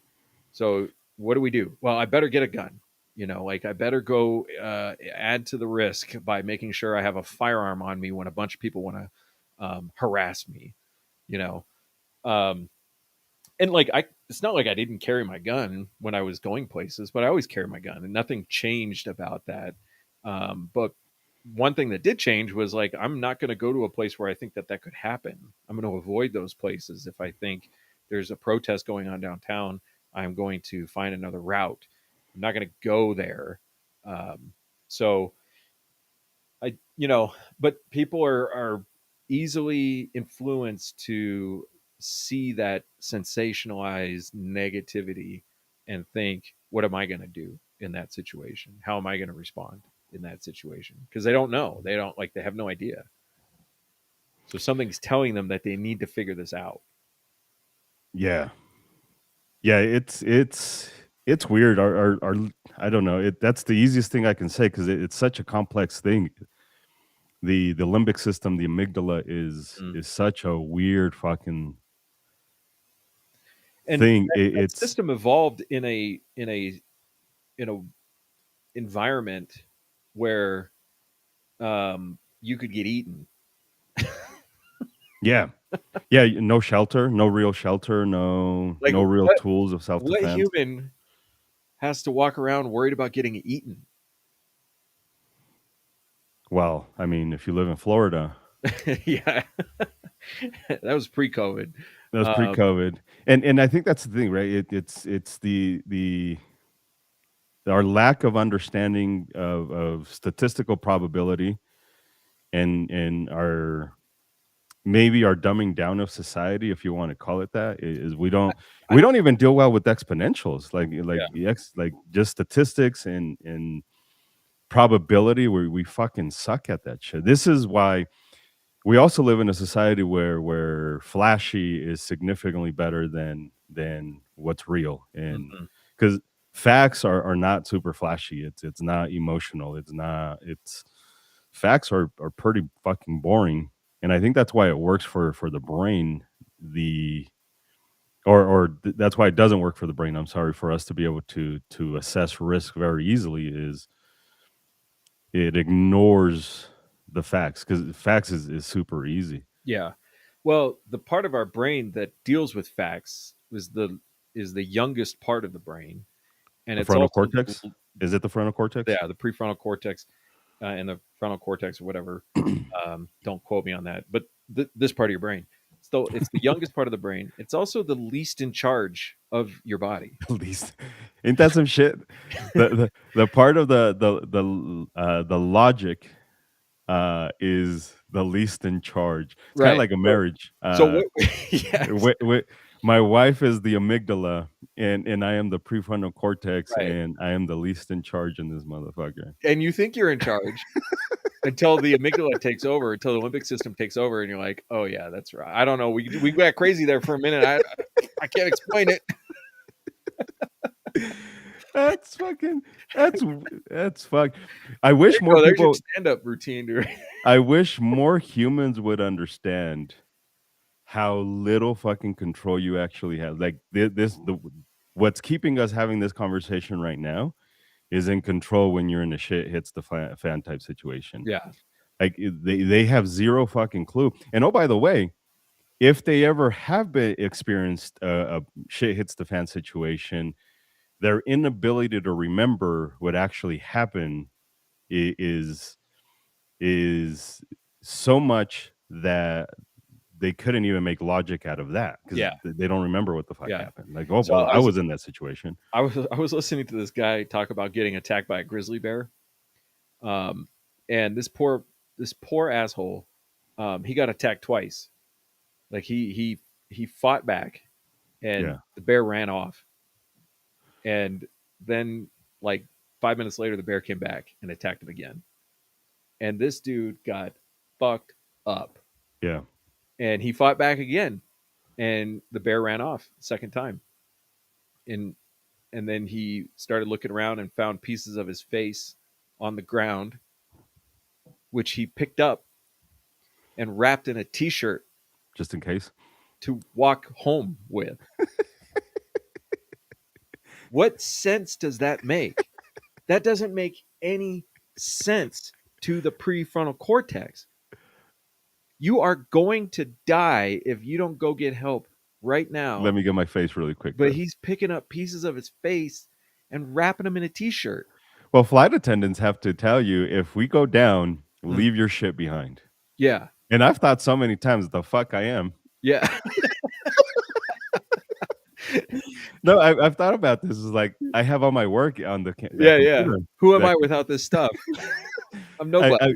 I've legit thought about this. Is like, I have all my work in that computer. Right. Like, how will I be able to get to my, like, as if we fucking crash and I'm still gonna make it to the conference. You're like dusting yourself off, like, sorry, I lost my bag, but I'm here. I have no idea what I'm gonna say in the bag. So yeah, so this guy, he can't even see. Like his both of his eyeballs are out of their sockets. His orbital bones are crushed by the jaws of this animal. And all he can really see is like shapes and light. It's like, I think this is my face. And he literally feels around on the ground and finds his ear and effectively puts it in his pocket, right? Like, that doesn't make any sense from a logical point of view, but from a survival point of view, I think you could make the argument that this guy connects those pieces of his body to his survival. Yeah. Like, without his body, he will not survive, and so he needs those. Yeah. And that's overriding any logical part of his brain that says, just go get help, leave your ear where it is. Maybe this guy got a lot. He was he fucking did not save enough for the rest of us. Mm-hmm. He's like, without this, I can no longer get all of it. Right. So this part of our brain, the limbic system and the survival systems, it's not even the most core part of your brain. Like, the most core part of your brain is the autonomic system that runs your heart and the basic functions of your body, your All the breathing. background stuff. Yeah. So that when the limbic system is shut off and you're laying there in a coma and you're dying, your brain is shut off. Your brain's done, and yet you're still breathing. Yeah. So, Well, and we struggle with this in classes, right? We talk about the plausibility principle. mm-hmm. And I think we struggle in connecting a lot of the times because of this situation right here. A lot of these humans, they really don't get focusing on the probability. This is why we make fun of the people who show up to classes in their tack vest and their battle belts and all that shit. Not that those are inherently bad. It feeds into the fear of the rare. This is why classes with shot timers and people who are dressed up paramilitary-esque, I guess, their camo and their night vision goggles and shit like that, we struggle with landing with, like, well, the likelihood of you needing that gear that you just spent fucking $20,000 on is so fucking minimal that it's not even worth paying attention to at this moment. Mm-hmm. Now, in 20 years, after you've done everything else for the probable and the plausible, and now you're like, okay, I've exhausted about as much resources as I can. 20 years is just a bullshit number. It could be 5, it could be 10, it could be whatever. But, like, you haven't even trained how to defend yourself, or how, more importantly, how to diffuse a fight on the road. Mm-hmm. Like, how to avoid a fucking fight. Like, to your point, your brain is not telling you don't go to these places. Your brain is telling you, like, oh, I am going to be in those places. Yeah. I am going to fight.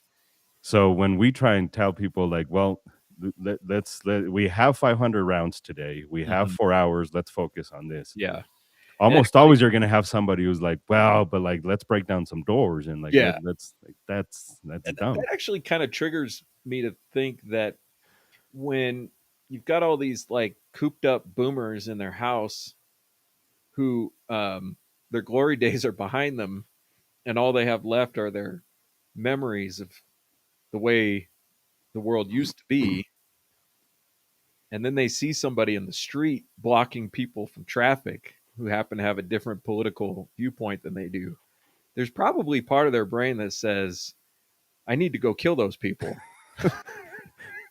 I don't doubt it. like I genuinely think it's possible that there is a survival um instinct that's being triggered there that says these people are an existential threat to me and my way of life, and so I need to make a plan on how I'm going to kill them. Yeah. I mean, and that's what happened to Daniel Perry.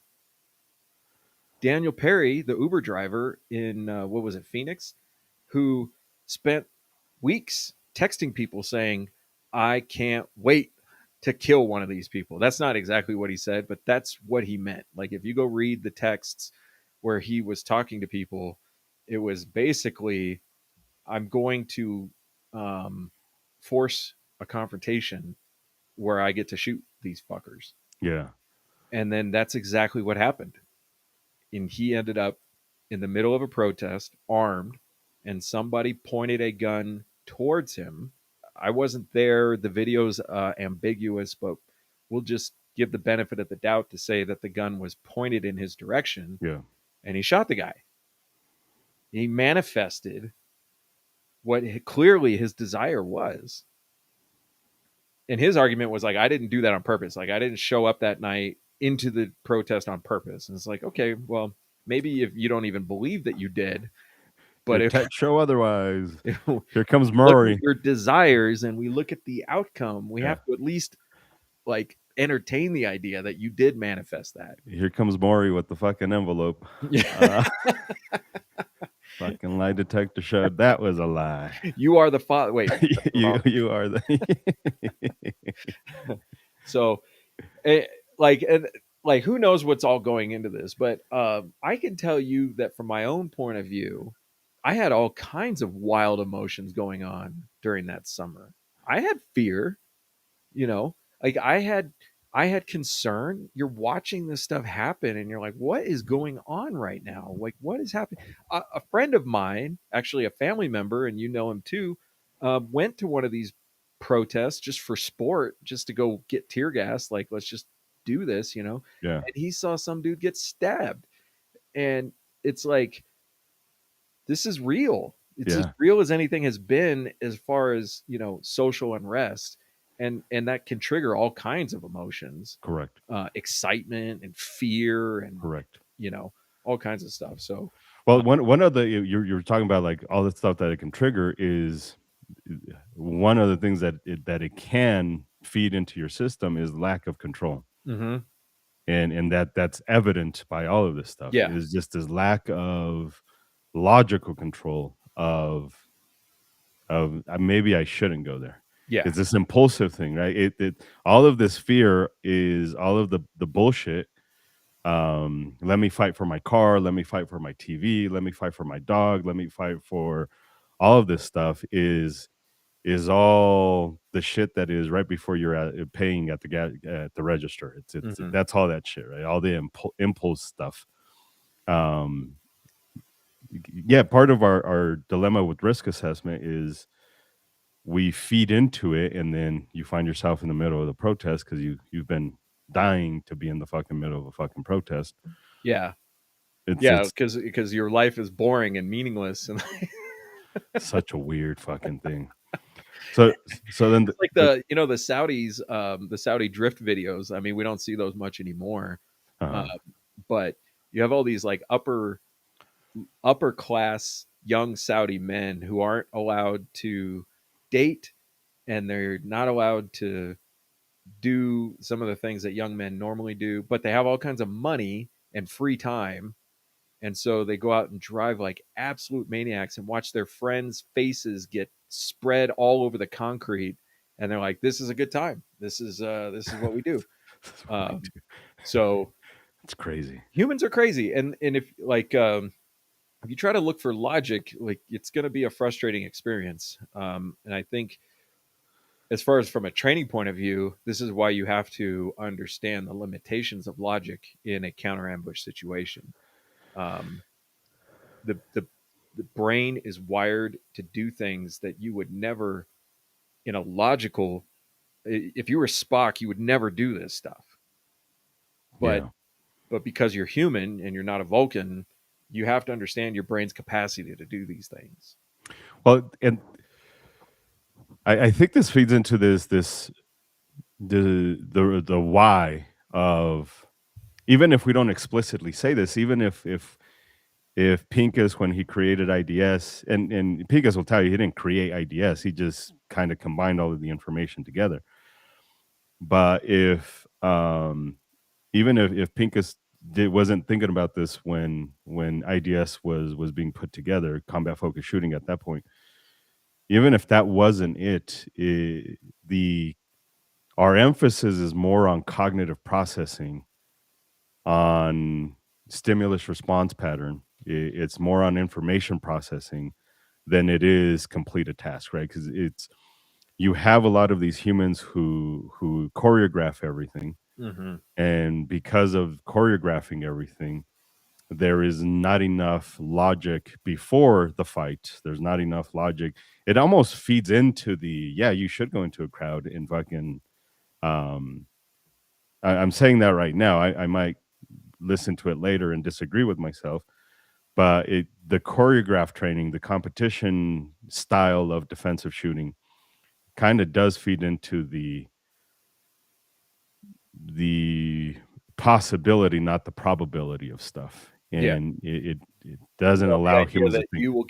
you will get a mental walkthrough of the task before you have to do the task. Correct. It's highly fear based training instead of logical training. Yeah. Which I get it. In the moment, there is going to be no logic, but we have to give the brain a repetition in the logical stuff, if that makes sense. Yeah. Well, like in the assessment phase of the defensive shooting, when we're doing the assessment thing, we are not teaching you how to assess. Correct. We are teaching you how to trigger assessment. Correct. Yes. Yeah. Yeah. Yeah. If this happens, you do this, right? Right. Like if for sure, it's So it's like more of when you're new to driving, you don't know how to assess. When you're new to driving, you have to learn where the information is coming from, correct. and you have to learn how to manage that information. Correct. After experiencing driving for a while in an emergency, you you you have automated the process of gathering information. Correct. You look to where the mirrors are. Correct. I ask this in the classes, and I say, "Where do you look?" And sometimes people will say, "Everywhere." I'm like, "Oh yeah, like you're about to crash. Like you look up." No, you don't look up. You look to where you know the information is coming from, Correct. and then you have to apply your own experience of what does that information mean Correct. in this context, right this moment. What does it mean? Correct. So we're not teaching you on the range how to evaluate information. We're Yeah, because we teaching don't even know what the information is going to be. right. We are Yeah. teaching stimulus response. Correct. The stimulus is I don't need to shoot right now. Correct. So bringing the gun close to my body should stimulate me to start gathering information. Correct. And we do talk a little bit about types of information, but that information is really to facilitate the process of assessment so that we're not assessing into the void. You know, Correct. like, did you do your assessment? Yes, I did. Okay, thanks. And then like, like Correct. we're trying to give you some cues here on, if I asked you if you did assessment, you should be able to tell me something important, a behavior that you saw. Um, Correct. so So it's so we're we teaching stimulus response because that's how the limbic system works. That's right? how We're that's how not the brain works. we're not teaching the frontal cortex how to do assessment. Correct. So Yeah, and we again we can't because we don't know what the assessment is going to be. And I right. think this is the problem with people who do military or paramilitary training or law enforcement training or use competitive shooting as their self-defense training, timers, choreographing and all that stuff. They they almost to a certain degree distort the expectation of the student. So my expectation of the fight is that this will happen. I am looking for this and this only. My expectation change like for us is like we hope that we're not giving you an expectation at all. Because if I give you an expectation, I don't I'm doing you a Marksmanship. Your job. oh yeah. Just while you're talking Yeah. about expectation of what we think is going to happen, Yeah. this dude is lining up the sights on this Can tiny little, can you increase the size of that? oh yeah. Yeah, that way. There we go. So yeah, this is when all you boomers talk about like I was in the military. Right. When all you boomers start talking about like, well, it's all right. I was in the military. Like this is what I think about when you say I was in the military. Uh, you were shooting pencils. I mean, this expectation, what about any of this mimics a threat response?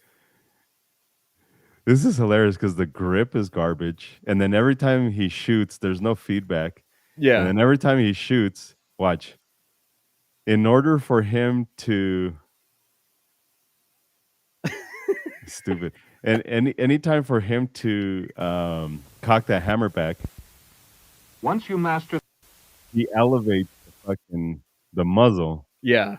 After every time he presses the trigger, his brain goes into this. Oh, I think I need to elevate the muzzle again. Well, he has to keep the pencil from falling out.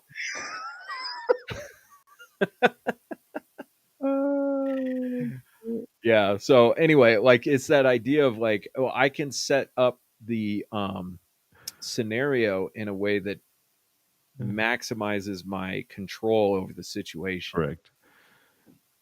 And I can take my time to align my sights and press the trigger so that the pencil hits the wall in the same place. Correct.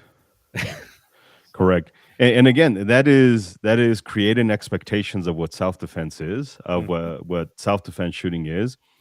And one of the things you don't want to do with the limbic system, one of the things you don't want to do with the brain at all is create expectations. Mhm. And this is something that we know from in every part of our lives, right? You go on a lot of trips, like every weekend is a trip for you. That's just Sometimes during the week. sometimes that's just standard white people shit is Going to fucking the Hamptons again, going to Nantucket. going to Nantucket again. Always on fucking vacation, you fucking white motherfuckers.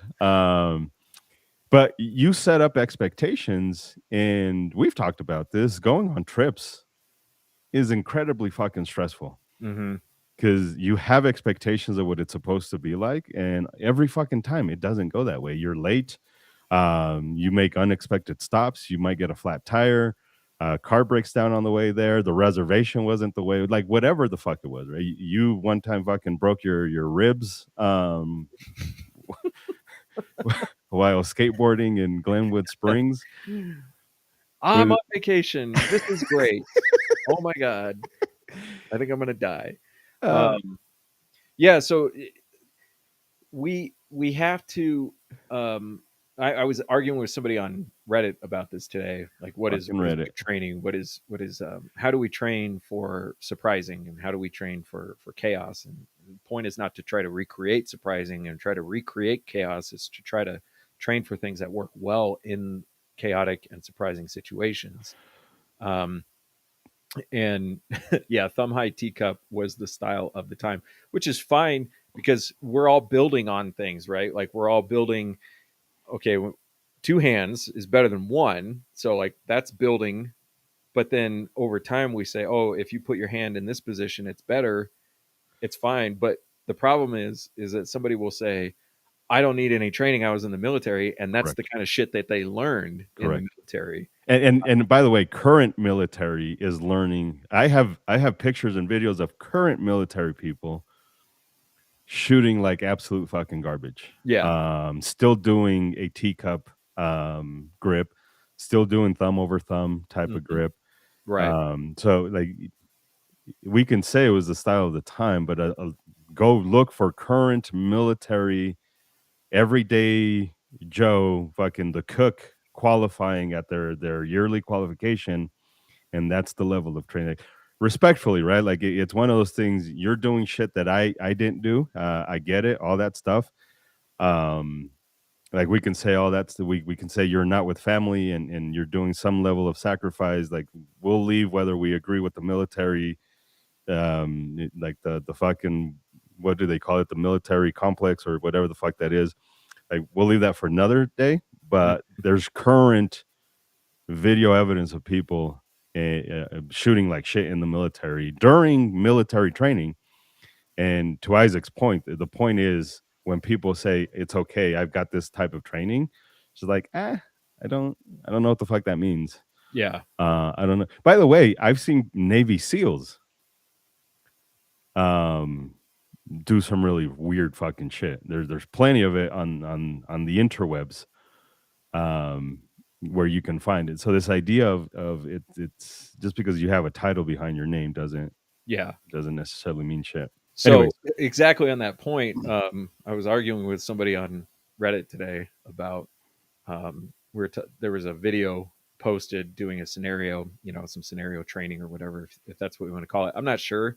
It was training. It might have been a demonstration. Yeah. Which that would be a different thing. But I made a comment about how this is, doesn't really demonstrate anything useful. And everybody agreed with me. Like you can go look at the comments. I have like the top comment. Everyone's like, yeah. And this guy says, I have law enforcement experience. Oh shit. And he says, this is a simple shoot, no shoot scenario. I've done this countless times in training. And then I said, this is where you lost him. This is where you lost him. He said, he went on to say some other shit. And I said, all I said was your personal LE experience does not override neuroscience. And everybody's like, oh, fuck that. Started getting downvoted. This fucking commie bringing up science. This fucking guy. So then the guy asks, he says, I took 4 science class. Tell me exactly what is your argument or what are you trying to convey? I don't want to misinterpret you. And everyone is like, yeah, that's great. Like, let's upvote that. Like, fucking why? All he did was ask a question. Yeah. And so I answer his question, and then here come the downvotes. And it's just like he is coming from this position of I have he didn't even say he was a cop, by the way. He just said I have law enforcement experience. And all of a sudden the credibility is this stranger on the internet telling you a title and overrides decades of science. Right. And then I mentioned, well, the science doesn't agree with that. And they're what? Commie and his science, this fucking guy. So, and that's fine. It's expected behavior on the internet in general. I think that speaks to how, I don't know, finish because I was just going to say it's expected on the internet in general, but it really demonstrates the point of I think I can solve this problem with my logic according to what I think I know, rather than I think we should solve this problem with what science says about how the brain works. Correct. And by the way, it's not just pseudoscience. It's not just pop science. It's not just this is boring science. This is the shit this is real fucking science. Yeah. We've confirmed this. There's a lot of shit in the brain that we still don't fully understand, but most of the brain, we have a general understanding of the motivation why it does it, and we have plenty of fucking studies, decades worth of studies. Not as much as other science, because early 1900s medical science was fucking hot garbage. Mm-hmm. But to your point of building upon stuff, we built upon stuff. But humans struggle with, again, exponentials. Humans struggle with numbers. You tell a human 1 in 10,000 or versus 1 in 100,000, like their brain doesn't understand the fucking difference between the two.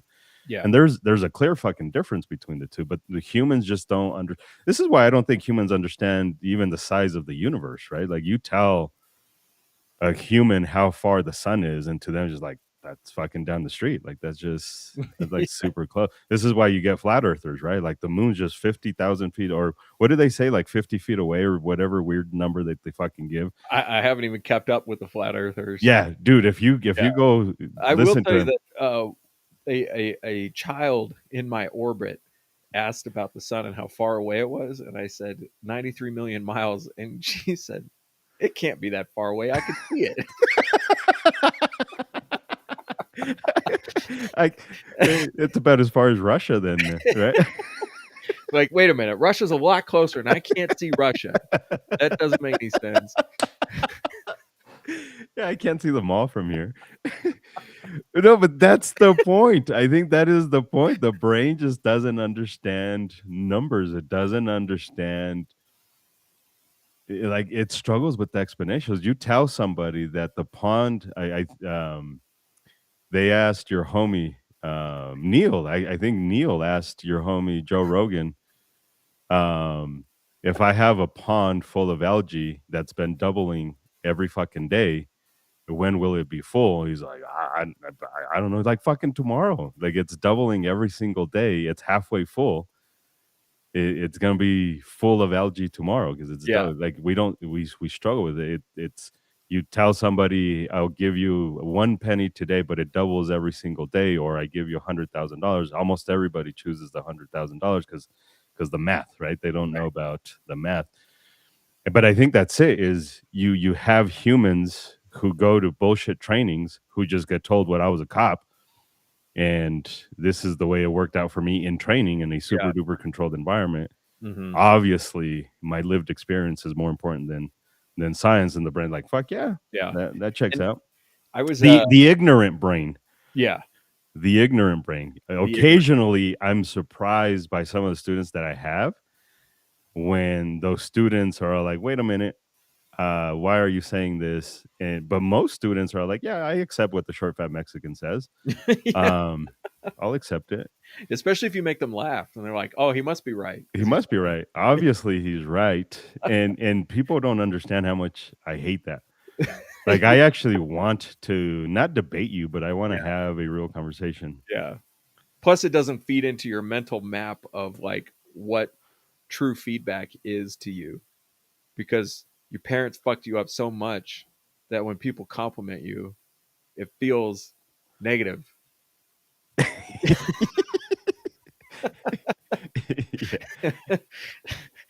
Like you don't really love me until you kick me out. So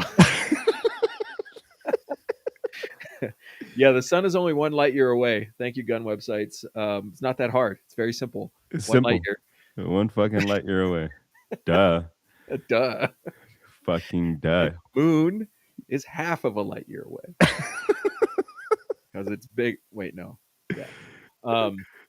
Yeah, but like there's so much about knowledge and science, facts, information that's not intuitive. There's nothing that our brains evolved to do that makes judging the distance of a star intuitive. There's nothing that we evolved to do that makes judging exponential numbers intuitive. This is all discovered information for humans. So it's true. Like our understanding, our limitation, our mental capacity has very big limitations. The only thing that really expands those limitations is a humility towards the information itself. Yeah. So when you tell me that I'm not very good at exponents, the right attitude for me would be to say, yeah, I'm probably not,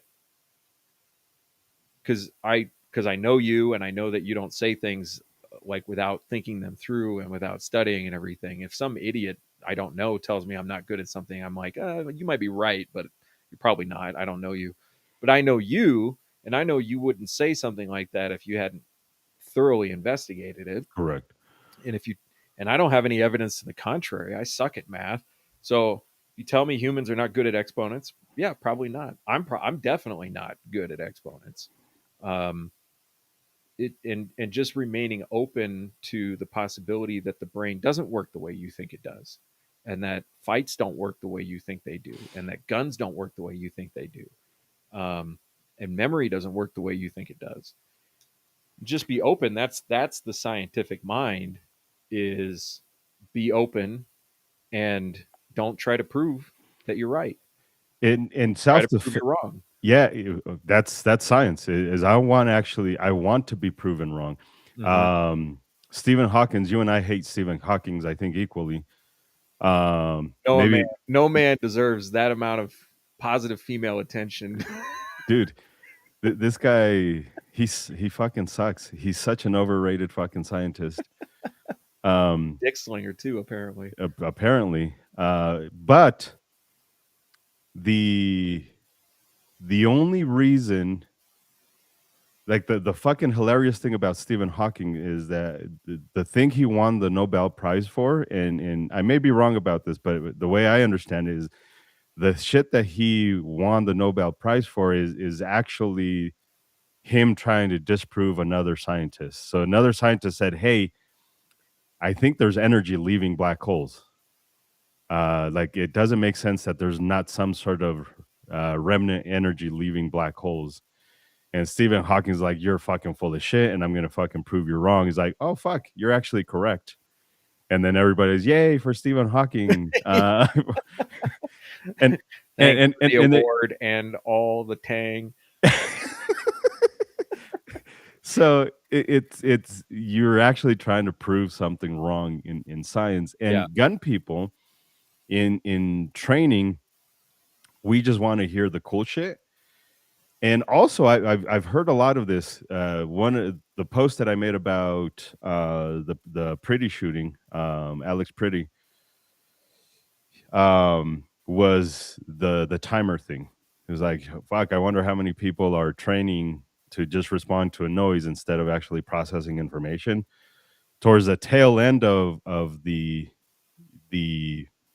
viralness or whatever of that post was one of the bigger ones. We don't get a ton of likes, but that was one of the bigger ones. Is all the timer people were like, oh, how do you know how fast you are? Like, how do you know you're ready? It's almost as if they don't think that I take my self defense seriously. It's almost like you obviously don't take your training seriously because you don't time it. And being rational about risk assessment doesn't mean that I'm careless.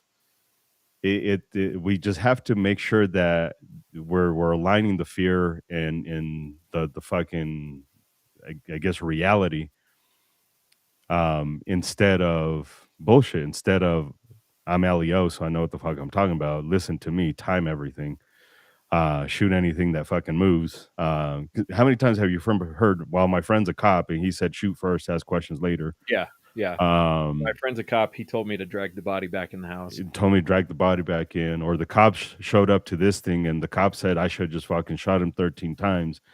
That's being careless. Mm-hmm. Like me having a thoughtfulness for what is actually real and shit that tangible shit that I can prove. Mm-hmm. And it may still be imperfect, right? You and I talk about the Tom Givens data a lot because that's probably some of the best data set, but it's not perfect. There's a lot of shit in there that may not apply to you.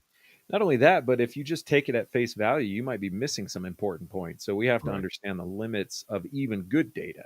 Correct. And yeah, so not to harp too much on a common whipping boy in this podcast, but I watched a video from Active Self Protection about this idea that you don't need to tap your magazine to make sure it's seated during a malfunction clearing drill. And I laid out a bunch of things that I observed in the video that were just bad, just wrong. And I Wrong. explained why they were wrong. I explained this is the result of racing a timer and blah blah, all this stuff. And the response was, "You're a mess." no thought behind it. And then this is a person who claims authority based on their analysis of thousands of shootings and self-defense incidents. Analysis. And then I present a counter viewpoint, and I don't get analysis. I get, you don't know, you like, You're a mess. trust me, bro, you're a mess, you know. Which is again a human who does. I don't know that guy that well. Worked with him once. Don't know him all that well. But this is not just him. This is just all humans who don't know the information and have never taken the time to actually fully, not just assess videos, but Mhm. actually look at the why shit happened in the videos. Or importantly, probably than that, is somebody who has arrived at a conclusion and now can't see the confirmation bias, It's that bias. Yeah, which we're all prone to. correct. All of us are prone to. And I mean, the reason I go online to just like do this all the time is I am trying to, part of my motivation, I am trying to find holes that I need to dig deeper into.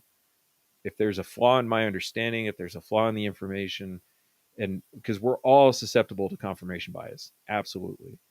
Um, and I was that MIT professor I was listening to was talking about how, we all know it exists, and yet none of us can seem to stop ourselves from doing it. Yeah, So, but there wasn't analysis in that response. It was a trust me, bro.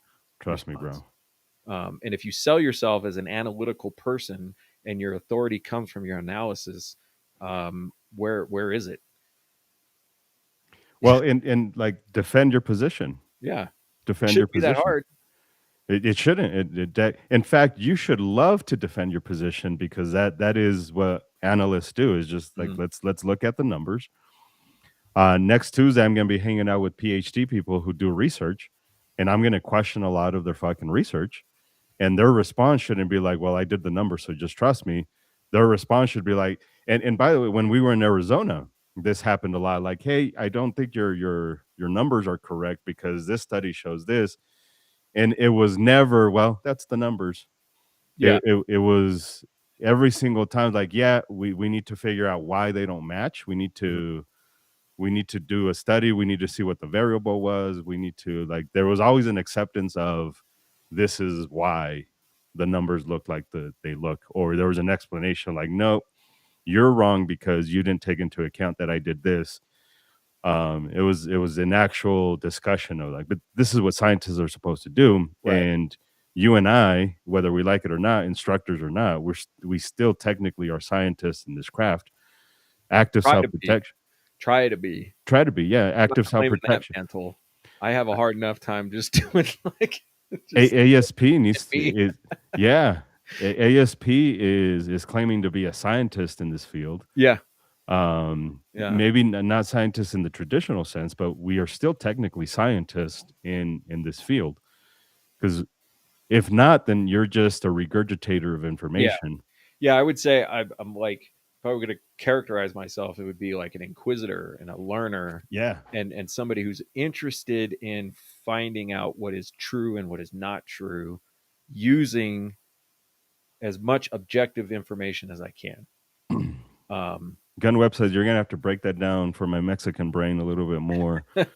But it sounds, or Isaac will translate white to me. That difference is settling to exploit the situation versus trying to change the situation. Yeah, I don't know if he's current where we're talking or if this is from before. So I got it. Yeah, there might be a delay. Break it down a little bit more. But like, I am on a quest to learn and then to share that knowledge. And everybody wants to be right. It's hard to move through the world if you don't believe that you're right. Because where do you go if you don't believe you're right? You could go a million different directions. But I try to stay open and I try to look for information that challenges what I think I know. And I don't listen to fucking instructors. Yeah. I listen to neuroscientists. Correct. Like, if an instructor tells me something about neuroscience, that's interesting to me, but I'm going to go look it up. I'm not going to be Correct. like, oh, the instructor told me. Correct.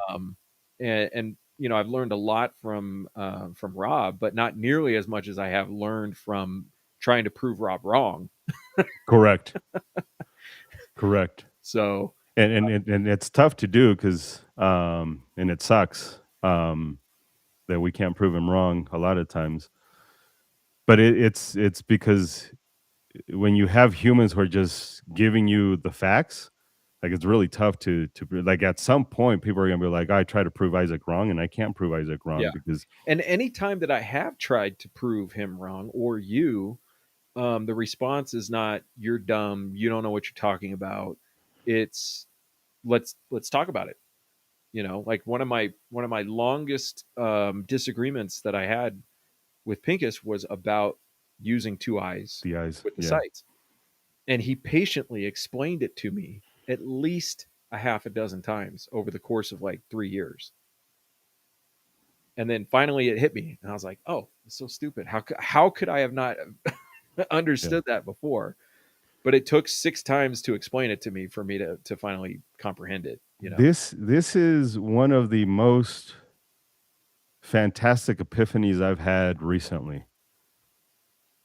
The most fantastic epiphanies that I've had recently, I'm talking about within the last 5 years or so, Mm-hmm.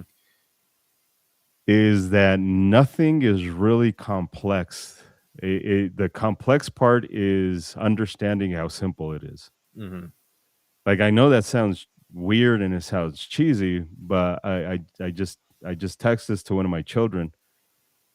It's like it's we say shit that is so simple. It's like, oh, just do it, right? Like it just do this. Like and we say, well, it's easier said than done because we don't understand that it really is that simple Mm-hmm. until we figure out like what the fuck, I just needed to do it. Yeah. Like losing weight is fucking easy. You just literally have to eat less than the energy you fucking consume. Like you have to intake less calories than the energy you consume. Because if you consume more calories, then it's simple fucking thermodynamics. Mm-hmm. It gets stored as fat. And people are like, oh, it's so complex, I can't do it. No, it quite literally is. Eat fewer fucking calories than what you fucking use up.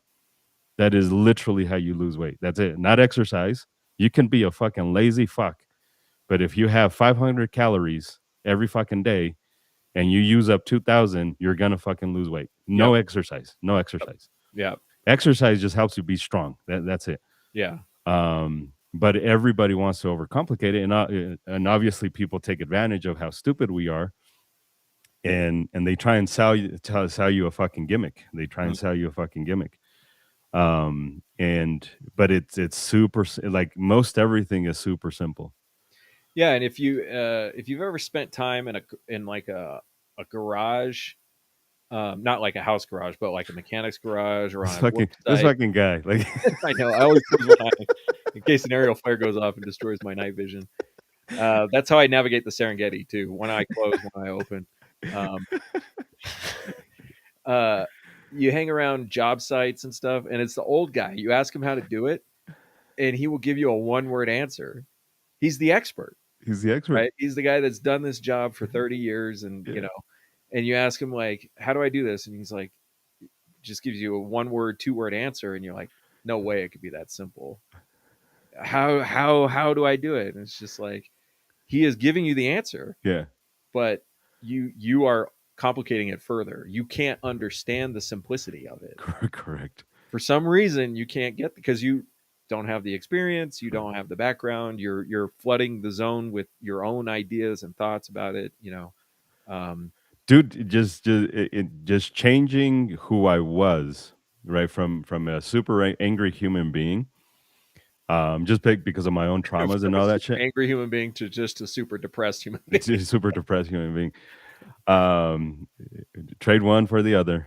But the reality is that changing was just change. Yeah. Like just fucking change. Like, but how? Just fucking change. Like I don't know what else. Like I've had arguments with people who are like, well, how do I do it? I was like, just do it. Like an addict. I know it's easier said than done. I get it, but like just stop doing drugs. Like it's really that some fucking simple. Like, but I can't. Like, no, you don't want to. That's Yeah. different. Yeah. Training is you posted a video you posted a video a while ago, and the screen thumbnail that you used for the video was the only thing holding you back from becoming the person you want to be is the Oh person. no, I said that on. Oh yeah. Yeah. Now I can't remember it. The person like the only barrier to you becoming the person that you want to be is the person who's too afraid or like now I can't remember it. Shoot. Yeah. It's a great quote and I'm just completely ruining it. So by the way, thank you to Joseph and to Abdul, I'm guessing. And then of course Tisha laughing. I think she's laughing at me saying that you're so much better as a depressed person than as an angry.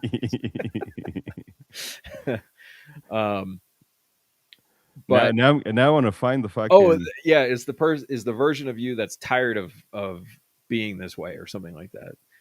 And I think a lot of since you brought up addicts, I think a lot of addiction is just like you can't visualize your life without it. Like you are the one in the way, you know. The whole NA program is not really that complex.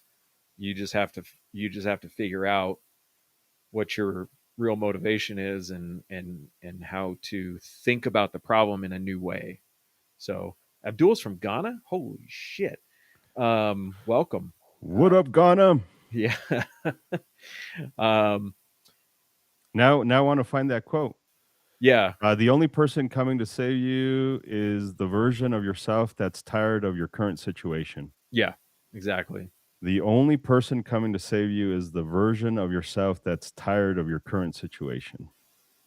Yeah, you just learn to prioritize a new thing. Yeah. Something becomes more important than your bullshit. And until that happens, like it's basic motivation. And I don't mean motivation like, oh, I'm motivated, I want to go work out. It's just basic human neuro motivation. Yeah. Receptors in your brain and how they work. So we are running a little bit over. Both Isaac and I are old. We can't do 3-hour podcasts like we used to. I promise you, Isaac and I are both barely holding it in. I can feel one of my kidneys tapping out. There is now leakage. I bet you if you go to podcast, we're not going to designate which hole the leakage might be coming from. I promise you, if you look at podcasts from like fucking 10, 15 years ago, it's crazy that we've been doing this shit so long and we're not popular. We could fucking do 4 hours without a fucking problem. And now after an hour and a half, I'm like, this shit is dude, even Rogan, old Rogan podcasts, if you try to go to the bathroom, you're like, stop being a little bitch. Now new Rogan is like, yeah, we got to go. Let's all go. Fucking go. We'll pause it. No big deal. Fucking pause it.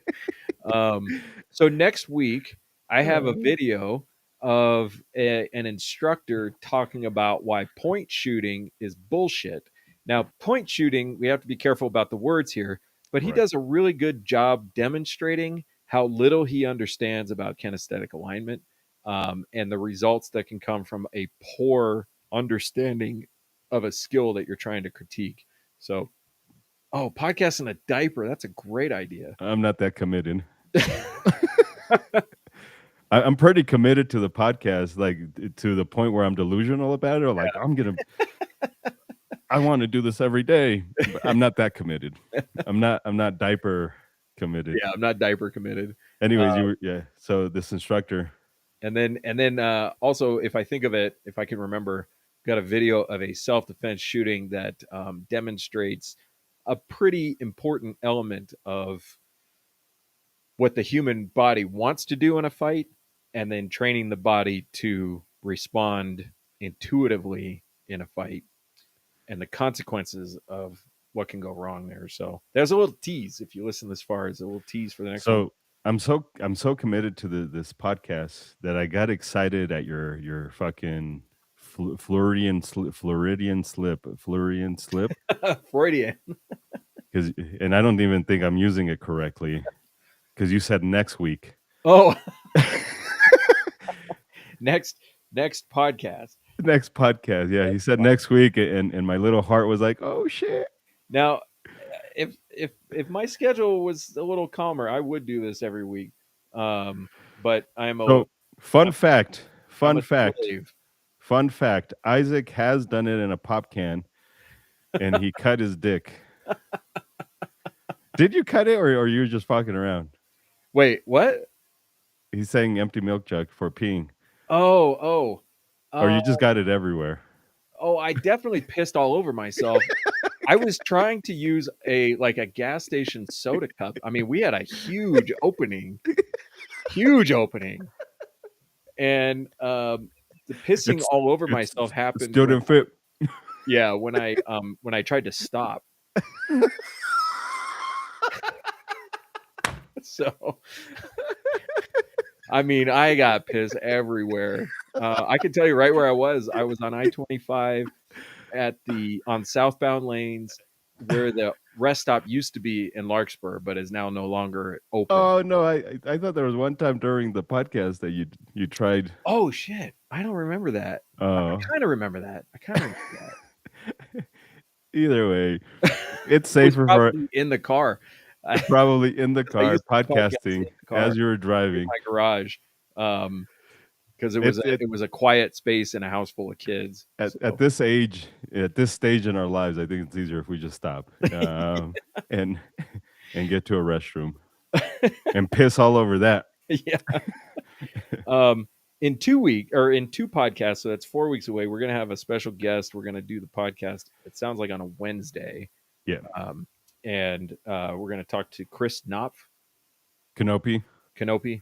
Yeah, I may be fucking up his last name, but I think it's Canopy. I don't think it's Knop. Okay. And Chris, he's a doctor, he's a PhD doctor, but he's in cardiology.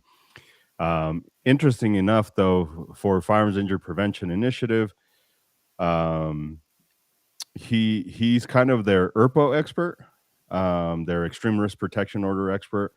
He's not going to be on the podcast to debate. That's not what I asked him to do. But you guys are more than welcome to jump on and talk about ERPOs and I say what you will, say what you want to say, all that stuff. But I didn't bring him on to bash him. I think he's one of the humans who's genuine about. I just want to present the information. You do whatever you want with the information that we find. This is so I want humans to understand ERPOs a little bit more, and obviously from our perspective why they suck. Yeah. Chris, I don't think he's gonna be on to say why he supports them or doesn't support them. I want him to be on just to give information about ERPOs, and the numbers that he's got and the numbers that they've gotten, the statistics around him and the facts about the numbers. Mm-hmm. Not whether or not he supports it. I think you and I could do a good job at saying why they fucking suck, and where we see the academics have kind of failed in pulling stats and all that shit. So, yeah, I think it'll be good times. Chris is a good dude. Yeah, so it'll be fun. Smart guy. All right. Well, we have classes coming up on March 14th and 15th. We've got carbine on March 14th and handgun on March 15th. These are not concealed carry classes. These are defensive firearm classes. The handgun class is starting to fill up. The carbine class is still pretty open. So if you're interested, go check out gfenational.com and look for the defensive shooting classes. As always, donate, support the work that we do, that we're trying to do, with your cash money, your gold, your Bitcoin, your hose, whatever it is you want to donate. All the hose will go straight to Edgar. To me, I will take the hose, especially now it's going to be All the legalized. money goes straight to the kids. All the hose goes straight to Edgar. All right, see you guys. Appreciate the comments. The one angry incorrect statement, all of that stuff. I appreciate it. Have a good one. Thank you to everybody, and we will see you in next time. See you on the flippity flip. Peace.